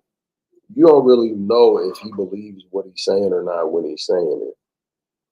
And you know, you're not always gonna be able to read somebody by their facial expressions, but you know, when you look in this brother's eyes, man, this man's eyes, Salaki, it's scary. It's scary because a lot of us don't even care to read these signs. You know what I'm saying? You could get over obsessed in it, but it's a good thing to do. Is just try to like just be aware. Social cues. Me and my wife be talking about them. You know, we go into it a lot about body language. You know, because there's people who are stoic, but then there's some people who aren't there, and it just seems like he ain't there, and it's sad. At this point, he's already 20 years old. He tried being a rolling 60 in Texas, then came back, tried to claim 5 different sets, and then pursue a rap career. So now, what is the next step for CMAC the Low? I've never seen nobody rap with their face look blank like that. Your girl like me and my swag so official. Like, I never seen it. Am I tripping, y'all? Does he seem to really be young screw loose, or you know, was he playing about that? Let me know if I'm tripping.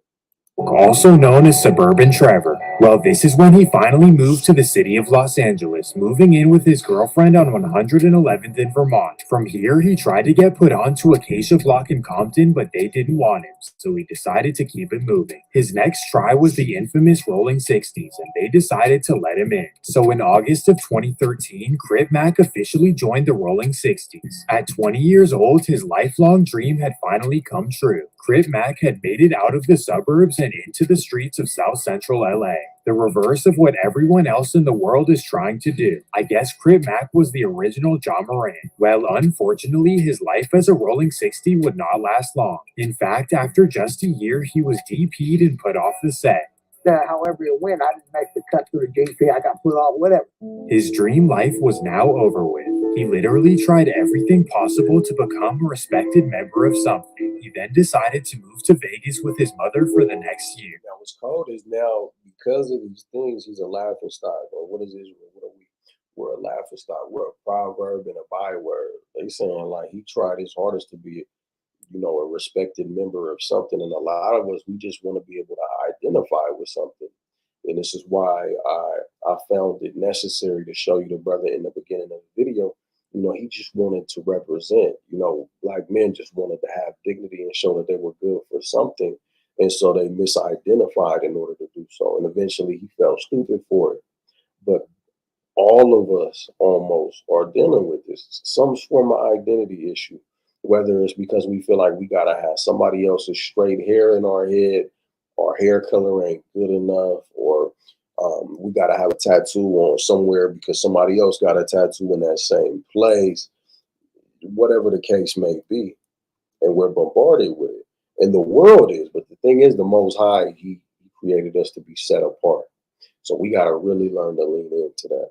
But after a year in Vegas, CMAC returned to South Central LA as he decided to give banging one more try.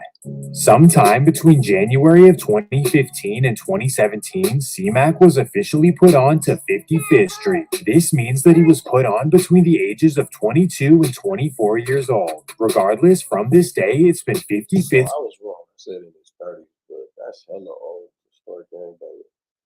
street ever since. Why they'd accept an applicant like him who's been tossed around, I don't know, but here we are. After a year of being a 55th Street member, C-Mac was arrested and sent to jail for stealing a bike. C-Mac actually did 2 years in prison where he 25, 26, and you're still selling bikes. I mean, stealing bikes, that's problematic. That's a real petty theft. And you know, people do shit like that for attention. People steal certain things for clout, and then people steal certain things to make some money. You're not making no money off no bike. You know what I'm saying? That's crackhead money. That's dope fiend money right there. And you know, he don't give me dope fiend vibes. So it seemed like it might have been a attention stunt, or maybe he just didn't feel like walking somewhere that is a possibility. But just with the patterns behind him, it might have been an attention thing. But at 25 to get arrested for 25, 26 to get arrested for stealing a bike, Israel at the age we have, we still doing stupid shit every day. We're still behaving deplorably. Program Time 5. Well, after being released in 2020, he returned to LA with content creation on his mind. At first, it was simply funny videos that caught people's attention, but then he started dissing the Hoovers relentlessly. I ain't letting up on them. Yeah. Ever. When the Hoovers saw this, they were shocked because they didn't even know who this was. This is because out of his then 27 years of life, only 3 were actually spent in LA. Thus why the enemies he has whacked out on his forehead claim they've never seen him in their life. C-Mac is like really like not a focus in my eyes. I have never seen him. I don't know no. After we finish the video, Cap, I'm gonna bring you in. You can come in regardless right now. Let me know when you're ready. I'm gonna drop the link for you. Or you gonna come in through StreamYard. None of my friends seen him like. I mean, he just like something to joke around with, like play with it, but don't worry about that man like that. You know, serious like topic. Like. I gotta ask, how did This is called clout chasing. I'm sure we all know it. He's trying to get a name and trying to get known for dissing people that don't even know him, who he is, or you know, basically he's trying to get a name. And it's understandable. It says a good name is better than fine ointment, but in his culture, that's how you get a good name. But that's not our culture, you understand me? So that's not something that's going to serve him well. Having having Overkiller tattooed on his head, that doesn't speak longevity. It's not giving a well thought through individual. where did the beef with you and C-Mac start? I'm gonna correct it first of all. It's not no beef. Okay. Like no, there's no way we beef. Okay. That's entertainment. Ain't no such thing as no beef. Because you never met him, never seen him. I never seen him. I never heard of him before the internet. Like I said, I've been in the streets my whole life. I never heard of him or nothing. So I'm finna beef with him. I'm not finna beef with you over no internet. I got too much street credit for that. Like, I don't know who you are. I don't know who you are. I don't know who you are. I don't know who you are. I don't know who you are.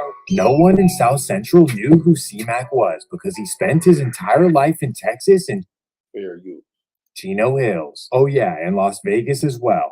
Regardless, it was a true recipe for YouTube success, and Adam22 began taking notice. On March 16th, 2021, the Crip Mac No Jumper interview was dropped and it went absolutely viral. One thing to notice is that since that video, his voice and cadence has changed completely. He imitates the gang rightly. Now watch this. This is where it gets creepy. This is where it gets creepy, and this is why I say it seemed like he might have some type of personality disorder. So just pay attention. He keeps on reinventing himself.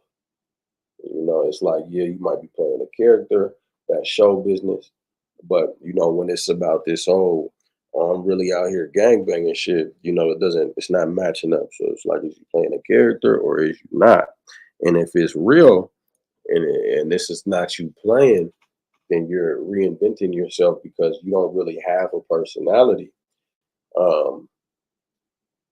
And some of that is indicated through his eyes and the way that he expresses his emotions. You see his emotions expressed here, aggression, a brother that got some aggression issues. And, but a lot of what he got going on is disassociative up here. Like his soul is somewhere deeply embedded, deeply embedded and deeply pressed down. But you can see that he does feel aggression. And I feel like that's the part of him that, that's still the inner child in him that didn't develop all the way. He's not a gangbanger. This is not a gang. Well, after the No Jumper interview, all of the fans wanted to see him in his hood. And boom, that's when Andrew recipe for YouTube success, and Adam22 began taking notice. On March 16th, 2021, the Crip Mac No Jumper interview was dropped and it went absolutely viral. One thing to notice is that since that video, his voice and cadence has changed completely. He imitates the gang life, but he's not a gangbanger. This is not a gang. Since that video, his voice and cadence has changed completely. You heard how he was like, ah! I edited it and I messed up how I edited it, but you was gonna hear a lot more how he's talking like this, like he sound like a damn chicken damn bit. But now it's the gang life, but he's not a gangbanger. This is not a gang. Well, remember, your girl loved me and my swagger so official. Some people have different rap voices than their speaking voice, and it's just because, how do I get the best sound? And that makes sense. How do I get the best range out of my voice? That makes sense. But his speaking voices are drastically different. Some people become more comfortable in their own skin. That's understandable when they do public speaking. But just things to be aware of when people's character fluctuates so drastically so often, especially late in life, it's indicative of, late development or no development, or just a personality disorder where you got a whole bunch of different personalities. In minor ways, we deal with that. We call it code switching, right? You talk to Master one way and you talk to everybody else another way.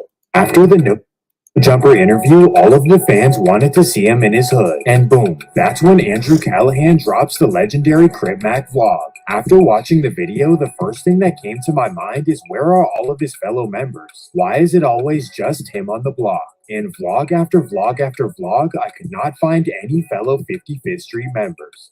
Where are the 55th Street members? The whole world needed to know. And unfortunately, we all found out in the worst way possible. In January of 2022, Crip Mac's old Facebook page was revealed. All of the posts claiming fake sets, dissing the neighborhood card, and saying he's done with banging. And this is when the 55th Street members decided to come out of the woodworks.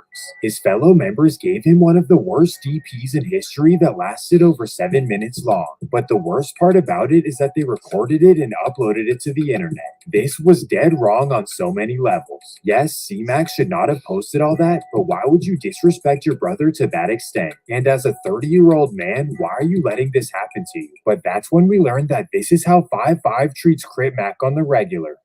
You'd have been DP like 5 times. About 5 times. About 5 times. But DP only makes a man stronger because you can survive harder in the county jail. Yeah. Trust us, believe that. From what I heard in South Central, they call dudes like C-Mac total crash dummies. Guys like him from the suburbs are treated badly by their set and they're told to do things they don't want to do. Maybe this explains all of the face tats, how he speaks, and why he's always... This is true, but I never heard of none of them get put on before. Like, when squares would come around us back in the day, especially like crackers, they come around trying to like get out and stuff like that. Nah, you gonna run that debit card up. You gonna buy all the alcohol for the party, and then there's no use for you and stuff like that. But people getting put on the hood, I never heard of that part of it. But then again, I wasn't gangbanging. But that's usually how we treat people who's outsiders and clearly just trying to treat the situation that we got going on like it's some kind of safari expedition or some shit. trying to overprove himself. For guys like King Von, for example, they're actually born into this life, almost without a choice. But for Crip Mac, he decided to move to LA at 21 years old and join a crew that he didn't know a single member of. Not to mention that he chose to have ops that don't even know he exists. All of this to fill his identity crisis and void for brotherhood. So for all of the young men out there dealing with the same thing, please realize that this is not the way to do it. So, look, that's crisis mode right there. That's him dealing with, you know, an internal struggle where he wants some brotherhood. He obviously needed a male influence in his life in absence of his father. And it's completely understandable. But when we go about it this way, it just leads us to destruction. It just leads us to destruction. So we're gonna go into a few scriptures. You know what I'm saying? That's what we're gonna do. Excuse me. I'm gonna start with Proverbs 5 and 15. Make sure you like, share, and subscribe. You know, we need the promotion. We need the promotion out there. Especially if this lesson has been powerful, if it's been beneficial, we need the support. Let's just do K.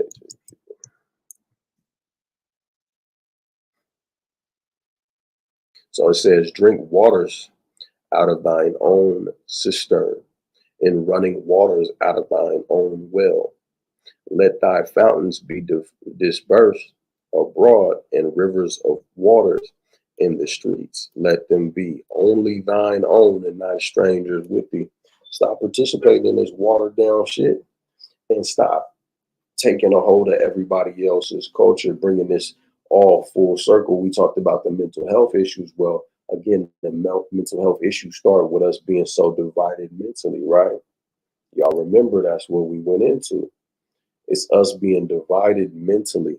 And this might not be big enough. Can y'all see these?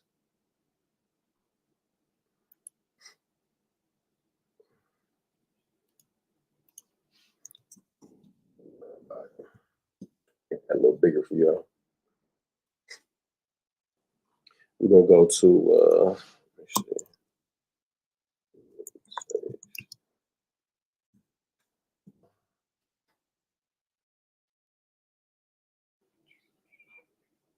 So look, the next one is this.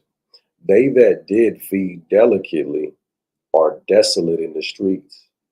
They that were brought up in scarlet, they embrace dunghills. We was brought up in royalty.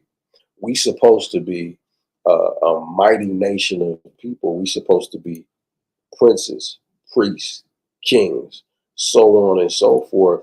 But now we're embracing dunghills. So much that we're willing to kill each other for it. And we're popularizing it so that people like this Japhite, you know, now they're glorifying it. Somebody asked me about being a light to the nations.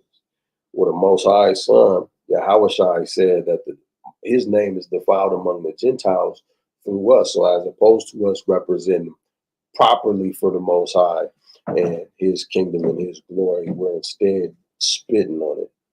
And we look stupid in the sight of the nations. And like any father, it's embarrassing for him to see his children out in the world behaving like that. You see? Let's see.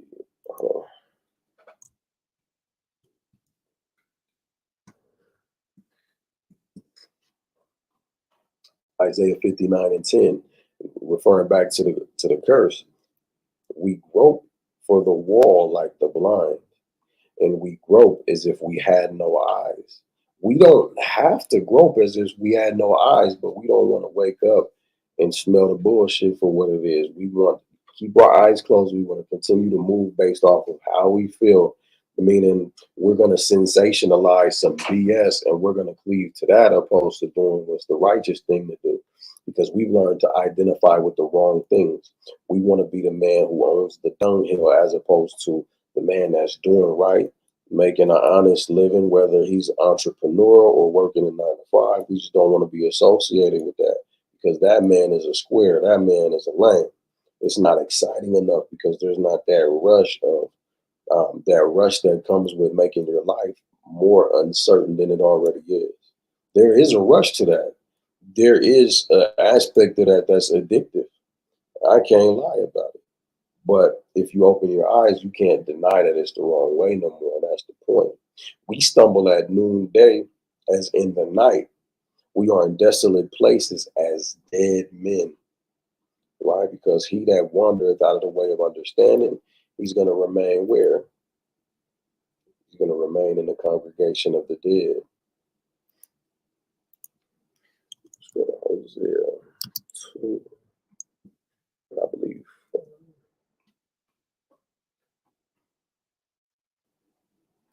Look at this. Hosea chapter 2, I'm going to start at verse 11. I will cause all her mirth to cease. This is talking about us.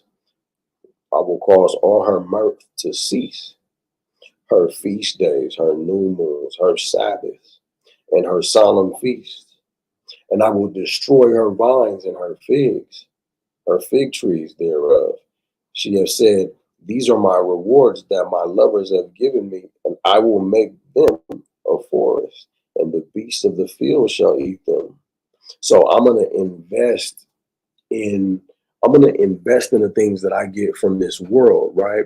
I'm not going to sow spiritually. I'm going to esteem the things that I've got from these other nations above what the Most High promised and what he's already given me. That's what we've done.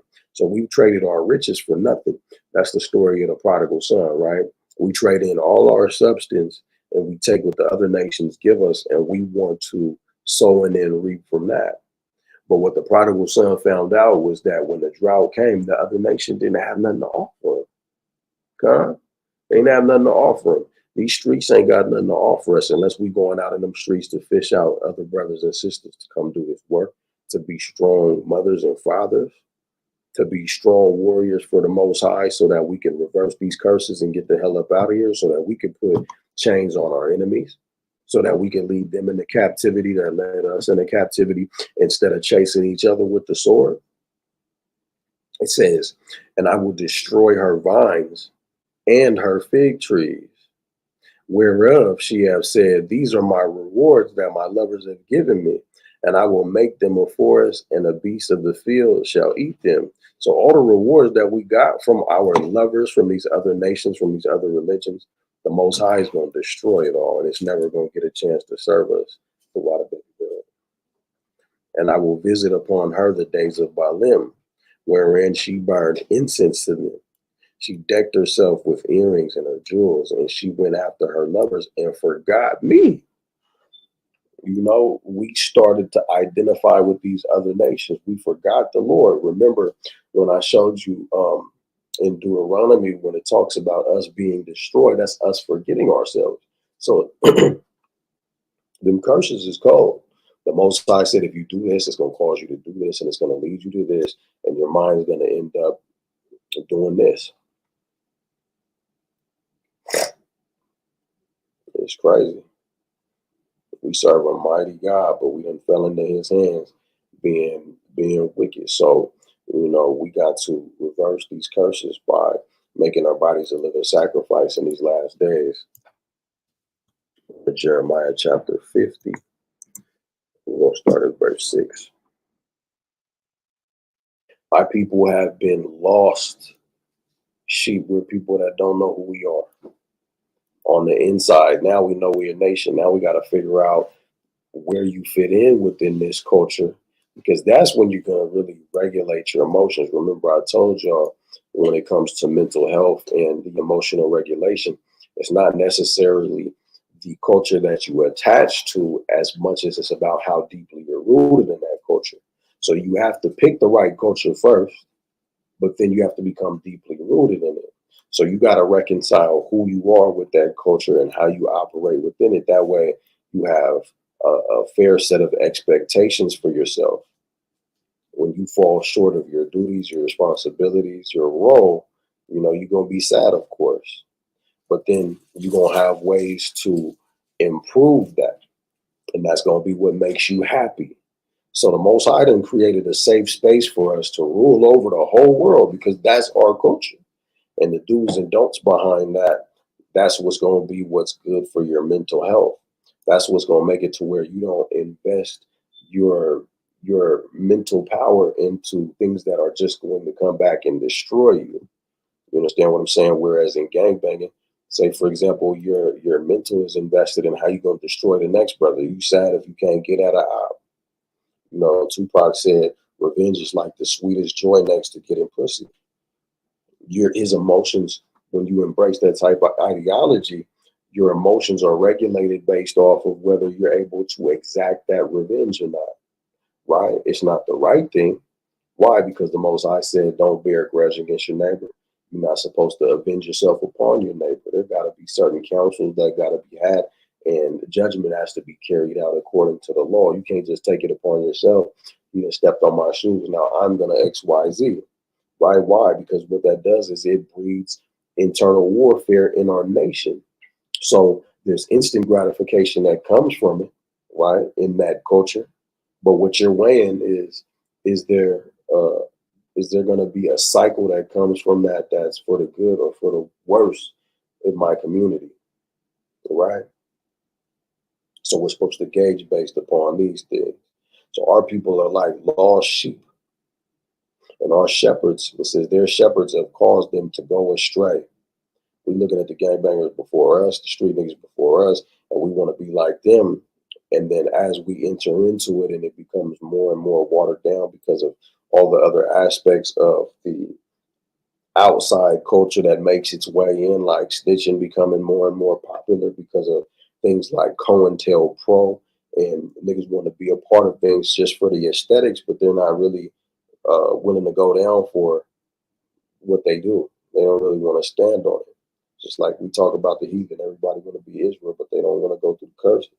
Everybody want to be a gangbanger, but most people don't want to deal with the consequences that come with gangbanging. So the question has to be, am I picking the right culture or not?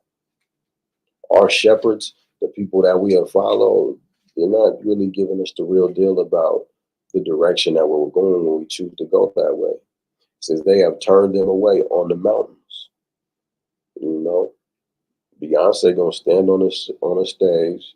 She gonna do a dance that you're impressed with. She gonna sing about some crazy shit about not needing a man, but guess what? Her ass is still married, right? She's pointing you a direction she ain't willing to go. You got Jeezy, trap or die, but you get goddamned if you see his son out there trapping. Why? Because you know he knew that wasn't a good culture for him to be in, but they pointing you that direction though. It says they have gone from mountain to hill. They have forgotten their resting place. And so now we're in a place where there ain't no rest. Serving gods of wood and stone, serving a white man for hunger and thirst, serving him for the one of all things.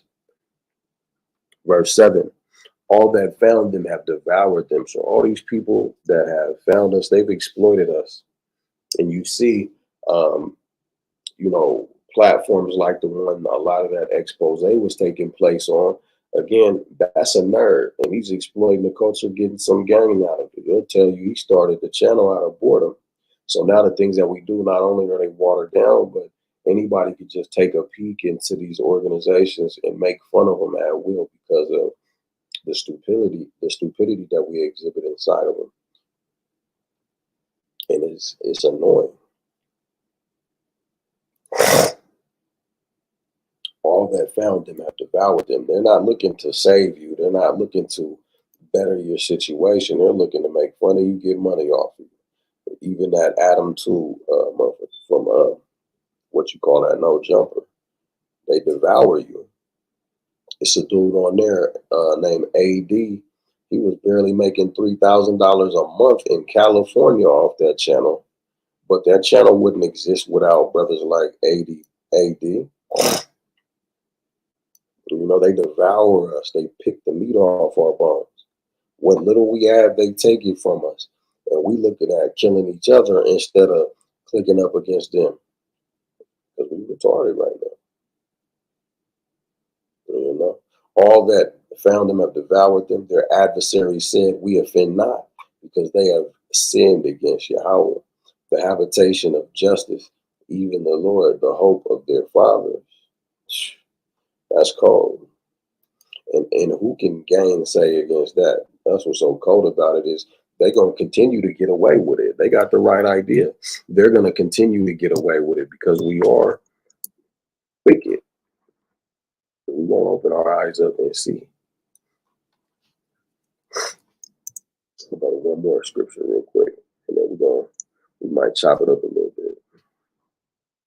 Jeremiah 17 and 3. I'm gonna start at 3. On my mountain in the field, I will give thy substance and all thy treasures to the spoil, and thy high places for sin throughout all thy borders. And thou even thyself shall discontinue from thine heritage. You're gonna lose yourself. Christians be like, God didn't say that you was gonna lose your identity. That's because they don't know what the fuck they talking about. But here at FOG today, man, y'all done sit and you've been looking at these scriptures with me, and I done shown you that the curse was going to be that we was going to lose who we are. If that's not losing your identity, I don't know what is. God bless the man that think otherwise. Give his mind right. It says, thou shalt discontinue thy heritage that I gave thee, and I will cause thee to serve thine enemies in the land which thou knowest not. For ye have kindled a fire in my anger, which shall burn forever. And guess what? The moment that we stop seeking to identify with our enemies and serve our enemies, like the brother in the video that I showed you, the elder brother, the moment that we can identify that what we're doing is stupid and we're really serving his cause, and that we could be making better moves for our people, like coming back to the law, statutes, commandments, doing this work, bringing in the sheep, bringing in the wheat, we can make some real changes, but we have to help our people up out of this mental illness. And then we could be like the brothers and sisters in Alabama, the Montgomery, Alabama bro, whooping ass across the United States and taking names. You know what I'm saying? Not taking ass and whooping names like like the white man taking ass and whooping names. We're gonna be whooping ass and taking names. And when I say taking names, I mean we're gonna take their identity for once. Ain't gonna be no more United nothing.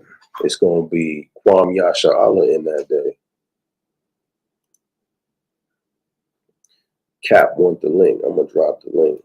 How y'all feel about the Montgomery ball? That was exciting. That was exciting to see brothers and sisters coming together and beating some ass. The white man wants you to believe that he's invincible and impervious. Yeah. Speaking of the Montgomery brawl, I'm gonna show you something. I want some feedback.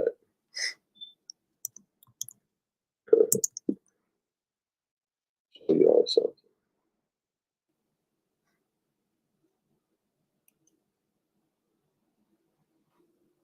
Y'all ready to see what I'm talking about? Y'all ready to see it? Let me show you. I'm gonna share the screen real quick. Speaking of the Montgomery brawl,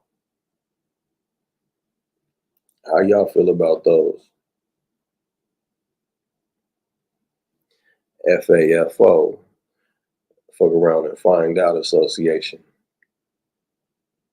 And then we got the Karate Kid version of the logo in the upper right hand side. You can get yours today at Bakar. They was hating, so they actually took the Karate Kid one off the shop. We might be able to work that out on the back end. But you know what I'm saying? Go get your FAFO association gear immediately from Bakar. I'm gonna put the link back in the chat. But who got any questions? Oh, we got the cap. We got the cap in. I'm bringing him. Shalom to the by some of my check out cyber. Hey, Shalom, Mark. I'm on my phone, so bear with me, fam. I'm trying to edit my avatar. Can you edit my avatar from your end? Let me take a gander.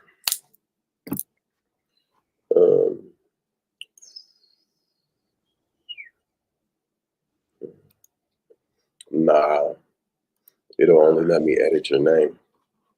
All right, yeah, I'm trying to edit my avatar, but it's in the meantime, while the Cap editing this avatar, any questions in the chat? Do we have any smoke in the chat? At this time, I would like to talk to the Christians. Was the Montgomery brawl, was it righteous? That's what I want to know from the Christians.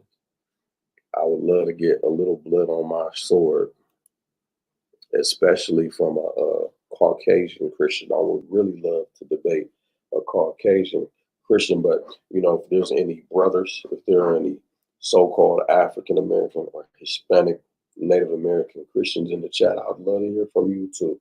Was the Montgomery brawl righteous? Yay or nay? Because you can click the link too. Thou shalt click the link if you want to smoke.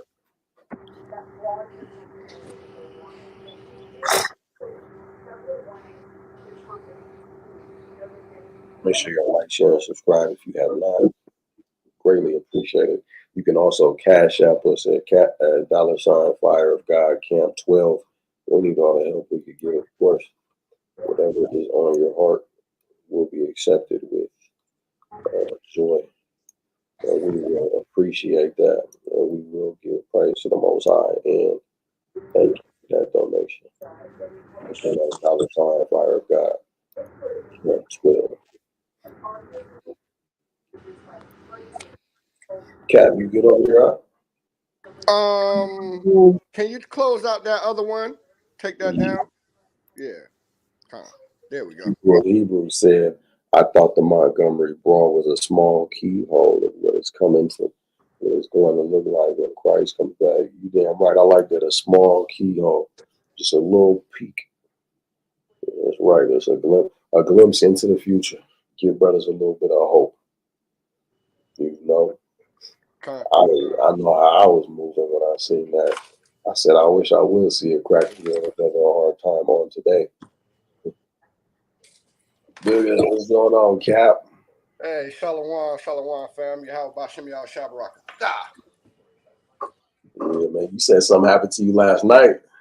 Yeah, I wanted to and it's crazy because it's that's how the spirit works. That's how Yahweh works.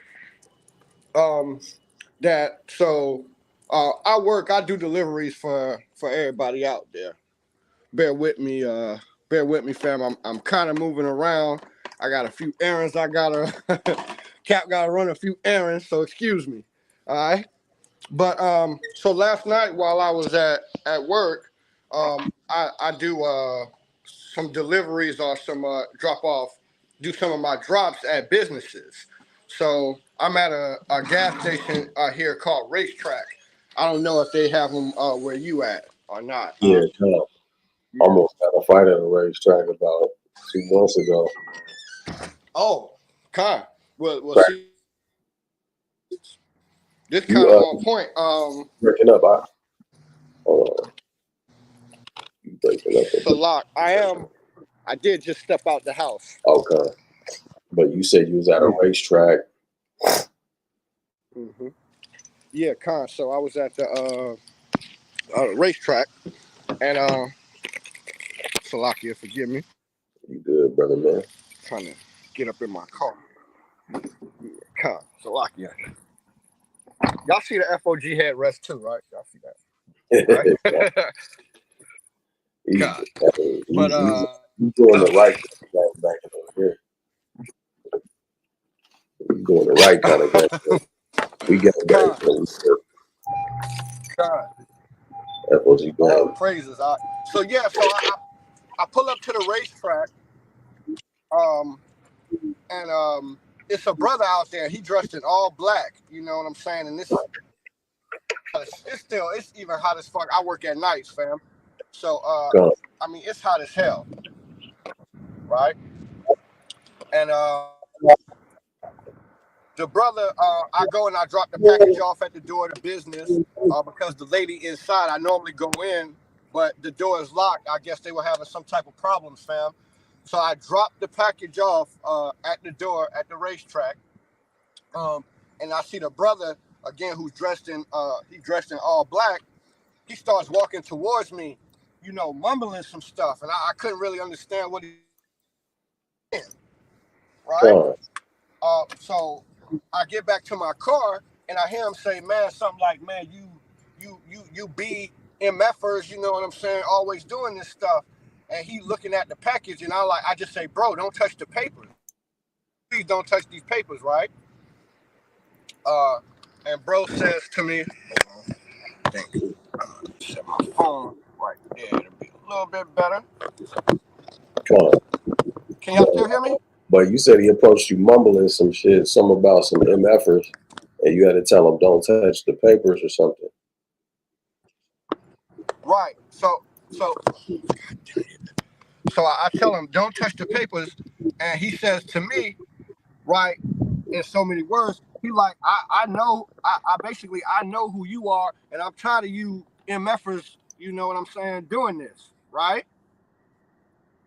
And I said, so like I say to this brother, I say, man, who you talking about? Yeah, that's a little. Right? Shit.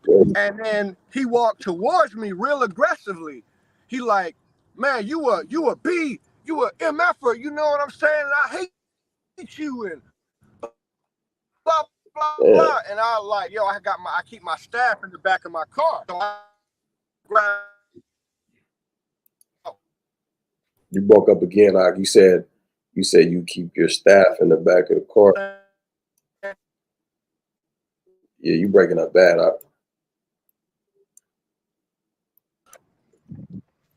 Can you hear me? Yeah, you said you keep your staff in the car. Okay. Yeah, I keep my staff in the car, you know, just in case, because you never know, right? Yeah. So dude, you know, he started cussing me out. He like, you a MFer, man, and I'm tired of you. I know you, you know what I'm saying? And I'm like, bro, I don't want to have to hurt you, so please don't come any closer, right? And bro, like, you know, just talking a whole bunch of rambling, like, don't even really make no sense. So I'm like, bro, you got a demon on. I say, bro, you're confused, right? He say, well, I know what I am. I say, you don't even know who you are. He said, yeah, I know who I am. And, you know, he say some more stuff. And I'm like, brother, you got a demon on you. As soon as I said he had a demon on him, like, he got super aggressive and started, like, ticking and tweaking, you know what I'm saying, and twitching, right? And I'm like, look, man, I'm going to pray for you, my brother. I was like, man, in the name of Yahawashi, man, I hope the Lord take this demon off you, right? And then, like, the demon came out of him for real. He was twitching and ticking and stuff, and he was like, you know, he got mad, demon got mad, and started, you know, like, cussing me out, right? And I said, and I say to him, man, I say, bro, man, I say, don't come any closer. I was like, you don't scare me, and the demon on you don't scare me either. You know, it got no power over me, right? And he, the demon, he start kicking again, you know, twitching and shit. And then he turned around, walked away, and went and sat down. Damn. Yeah, I was thinking when I got back in the car, I should have said, come. I was thinking, I was a little nervous. I ain't gonna lie. I'm gonna be honest, you know. And I was thinking, man, I should have said, man, come out of this, brother, you know. But I didn't say that. But I noticed that when I mentioned Yahawashi, and I told it I wasn't afraid of it, and I told it was a demon, that it got more aggressive. Right. Yeah. Yeah, and man. That's mental illness, though. That's why you don't move to Jacksonville, Akil. That's right. Spirits out here. That's real though, because mental illness do be demons. Yep. Like, people don't realize your soul is your psyche. Yep. The word psyche comes from the word suke, which means soul. Soul, right? In Your the consciousness be afflicted. Absolutely. Yeah, man. What you got planned for today? Oh, man. Not too much, man. Got a couple of calls I gotta make to the Akim, man, and then I'm take it light today. You know, give me some rest. Well, I'm pretty well rested now, so I'm probably just gonna, you know, take it light, chop it up with a few of the Akim, and then, you know, holla at my rib when she get to the crib. God, man. That sounds like a good day to me. I might get some rest after this. But hey, man, and I wanted to say, man, that, you know, remember, man, well, if you ever come across, you know, like, I know sometimes you may not be able to deal properly with your brother when they having a mental issue, you know what I'm saying? But we got to have some sympathy, man, because it was prophesied in Deuteronomy that we were going to be under these curses. So that's why I told the brother, like, look, bro, I don't want to hurt you. You know what I'm saying? See, that's the type of brotherly love and compassion we got to have for one another. Because I could have easily, like, when he walked towards my car, because he got awfully close to me, I could have just, you know, beat him down with my staff. But I knew he had a demon on him. But again, that's the compassion, the love we got to have for each other, recognizing these things, staying in the spirit, staying spiritually minded, not carnal minded, right? Because the carnal mind, that's enmity to the most high power. All right? Yeah, okay. So those are things, man, that we got to consider. And if we love our brother like we love ourselves, like we supposed to do, right, then we wouldn't do those things like that. And like even with that situation last night, General, I wish I could have, like, you know, said, hey, you know, come out, you know what I'm saying? And do I know if the demon would have came out? I don't know, right? But I know that the Lord said that there's power in his name, right? That's Acts 4:22. There's no other name under heaven given amongst men. All right? And our Lord said it. Car, what you said, King? I said, whereby which we be saved. That's right. See that? You know? Right. And the Lord said that if we believe, you know, and we got the faith, man, that we could move mountains. Right? Right. And that don't, it's not like a lot of faith, it's just solid faith. You know, and I thought about that for a while after I rode off from there, and I'm like, man, I should have told that demon to come out of that brother, you know? And it vexed my spirit, man, but, you know, the spirit of Yahweh, right, came over me, and I felt a sense of comfort, like, my first real experience, like, knowing that that's a demon, you know, and, like, feeling like, oh, this is a demon right here for real. Not like just a brother got some issues, right? Nah, he had a demon on him, and you know, that was heavy, you know, a powerful one, so to speak. And I just wish that I would have said that, but then the Lord reminded me, next time you come across it, you'll be ready. Hey, he might be going already too. Shit. Mm-hmm. When he turned around and sat down, he probably was like, what am I even doing over here? Yeah. Then the crazy part, I saw him when I was finishing up around 7:30. I saw him walking up the street adjacent to the racetrack, right? And I don't know if he was in his right mind. I'm not gonna speculate or not. You know what I'm saying? But you know, you never know. He damn sure could have, right? Yeah, man. But you right about we need to be more merciful, you know, because we are in our right mind so that we could be the physicians, not so we could be the opposition through and through. And that's kind of how we started out today, through the spirit. All praises to the Most High. But somebody said, I love the brother spirit. That's why he's such a good fit at FOG. And that's why he's the captain at FOG, because he exudes what we're trying to instill in our brothers and sisters, is that it ain't always about just cutting brothers with a scripture. Sometimes it's about giving a damn. And a lot of times we don't give a damn. We just want to get the blood off our hands. But, you know, Paul does a good job of speaking on how if we don't do the things that we do out of charity, then, you know, the Most High is going to read that a certain way. Because remember, he's looking at the hearts and the reins. So if your motivation is fucked up and you still doing something that looks good, but your motivation mind is fucked up, please understand the Most High going to see about you. So yeah, that's right. Why not? Hey, Con, hey, and shout out to everybody who donated too. All right. Yeah, we appreciate y'all, man. We really appreciate you. I'm gonna try to give a couple of shout outs real quick by name. Just give me 1 second. Bear with me. Hey, real quick, I just do it in private. You know what I'm saying? Con, I'll pray. The reason why is because Yahawashi said, you know, do those things in private. So we don't want to blow a horn when brothers do it, but please understand we do appreciate y'all, man.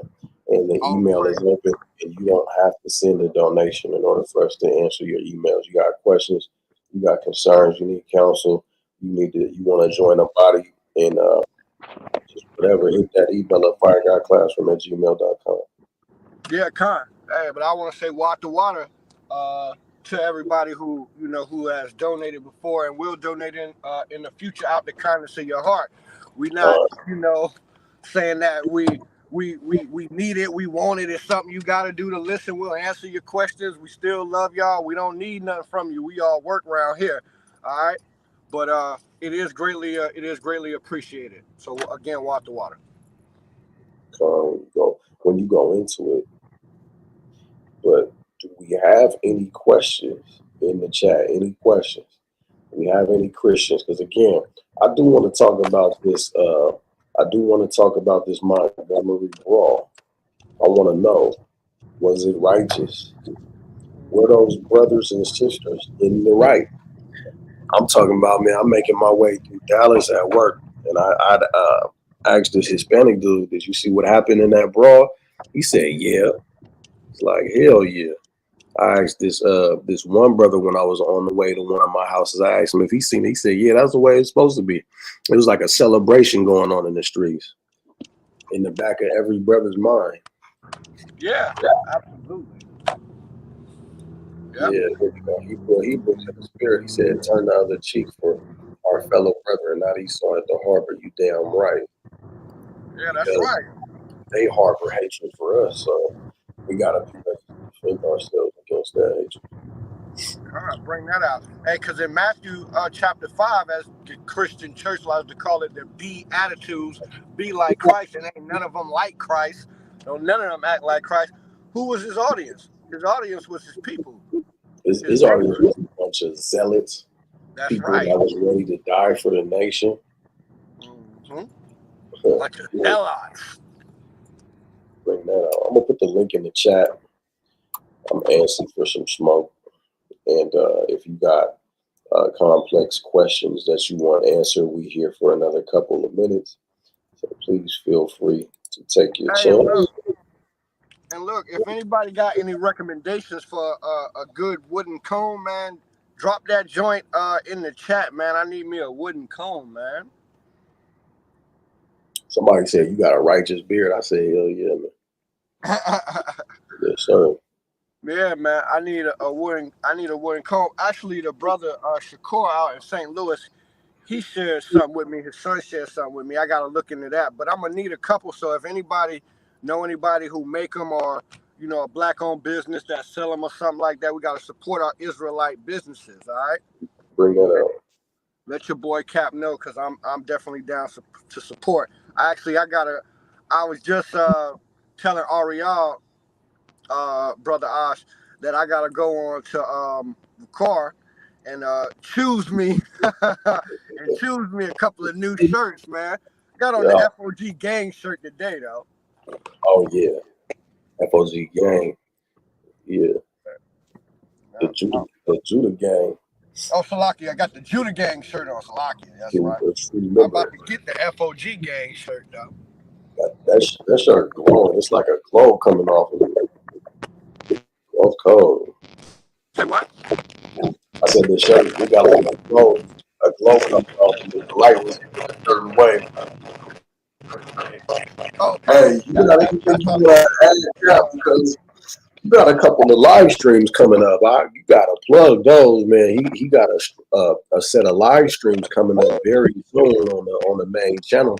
Let me drop that link in the chat because it's important that you join. You say you like the brother's spirit. Well, the brother's he's gonna be gassing on a couple of topics. So you definitely want to be there for that. The one I'm most excited about, it's probably a toss-up. I mean, I'm excited to get on that pork chop pastor from St. Louis. I'm excited about that, but he's my brother too, so I love him. But what I'm really excited to get on, man, is to dissect the rabbi, right? But I'm most excited to show y'all, man, how Esau is always going to be rejected. Always going to be rejected. He can't find a place of repentance, you know? Okay. All right? We're going to take it from the Old Testament to the New Testament to the Apocrypha, too. I got a precept I've been waiting to bring out to show how Esau was rejected, man, that I ain't seen nobody bring out. All right? So y'all stay tuned for that. All right? I'm ready for that myself. Uh-huh. That's what we're going to talk about, man. Talk about the chief enemy, right? The nation that was named first, right, when Yahweh in the book of Psalms listed his enemies, right? That's Psalms 82. All right? So it's the chief enemy, right, of Yahweh, man, and our number one adversary, man, and the number one devil, right? Devil just means deceiver. Well, we know that's true. We know everything about deception. In the whole world, often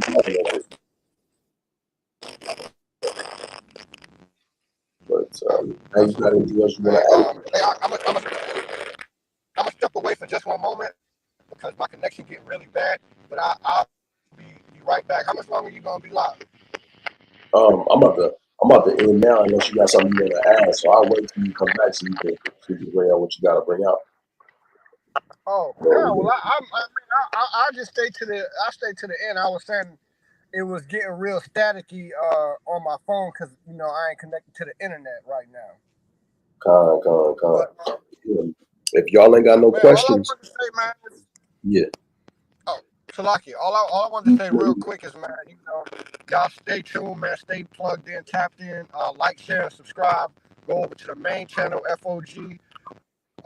Like the channel, subscribe to the channel, and be ready for the live streams and the videos that are going to be posted shortly. All right, and also go over the FOG Jacksonville page. All right, and make sure you subscribe to that page too. We're going to be putting more content up there also in the near future. All right. Stay tapped in for those lessons, man. They'll be starting to come forth in the next week. And the Wisdom Wednesday class with the Elder Marshall, he will be coming back too. All right. I wanted to plug that and let y'all know that the elder ain't going nowhere. And he'll be coming back to, bring forth those great lessons, man. That good milk that we always need, man. Because milk does a body good, as they say. All right. That's what we got next. That's damn right, Caleb. A lot on the way, man. Just for you brothers and you sisters watching. We appreciate y'all. That's right. Hey, absolutely. Hey, well, with that, hey, I'm gonna go ahead and let you close it out, man. I know we gonna chop it up again a little bit later, man. But again, right here, man, you like this video, you share this video, because the nation needs this. All right, we needed this. All right, and you make sure you subscribe to the channel. And with that, I'm gonna say call Allah, Yahawashi, Yahawashi, Rawchaa, family. And with that, family, like the brother said, hamashiach, Yahawashi, Shalom. Thank y'all for joining.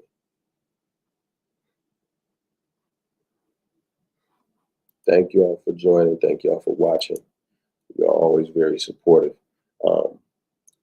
Remember, hit the email firegodclassroom@gmail.com for any questions. If you want to look to join the body, we can use all the help we can get out here. So please feel free. Please feel free.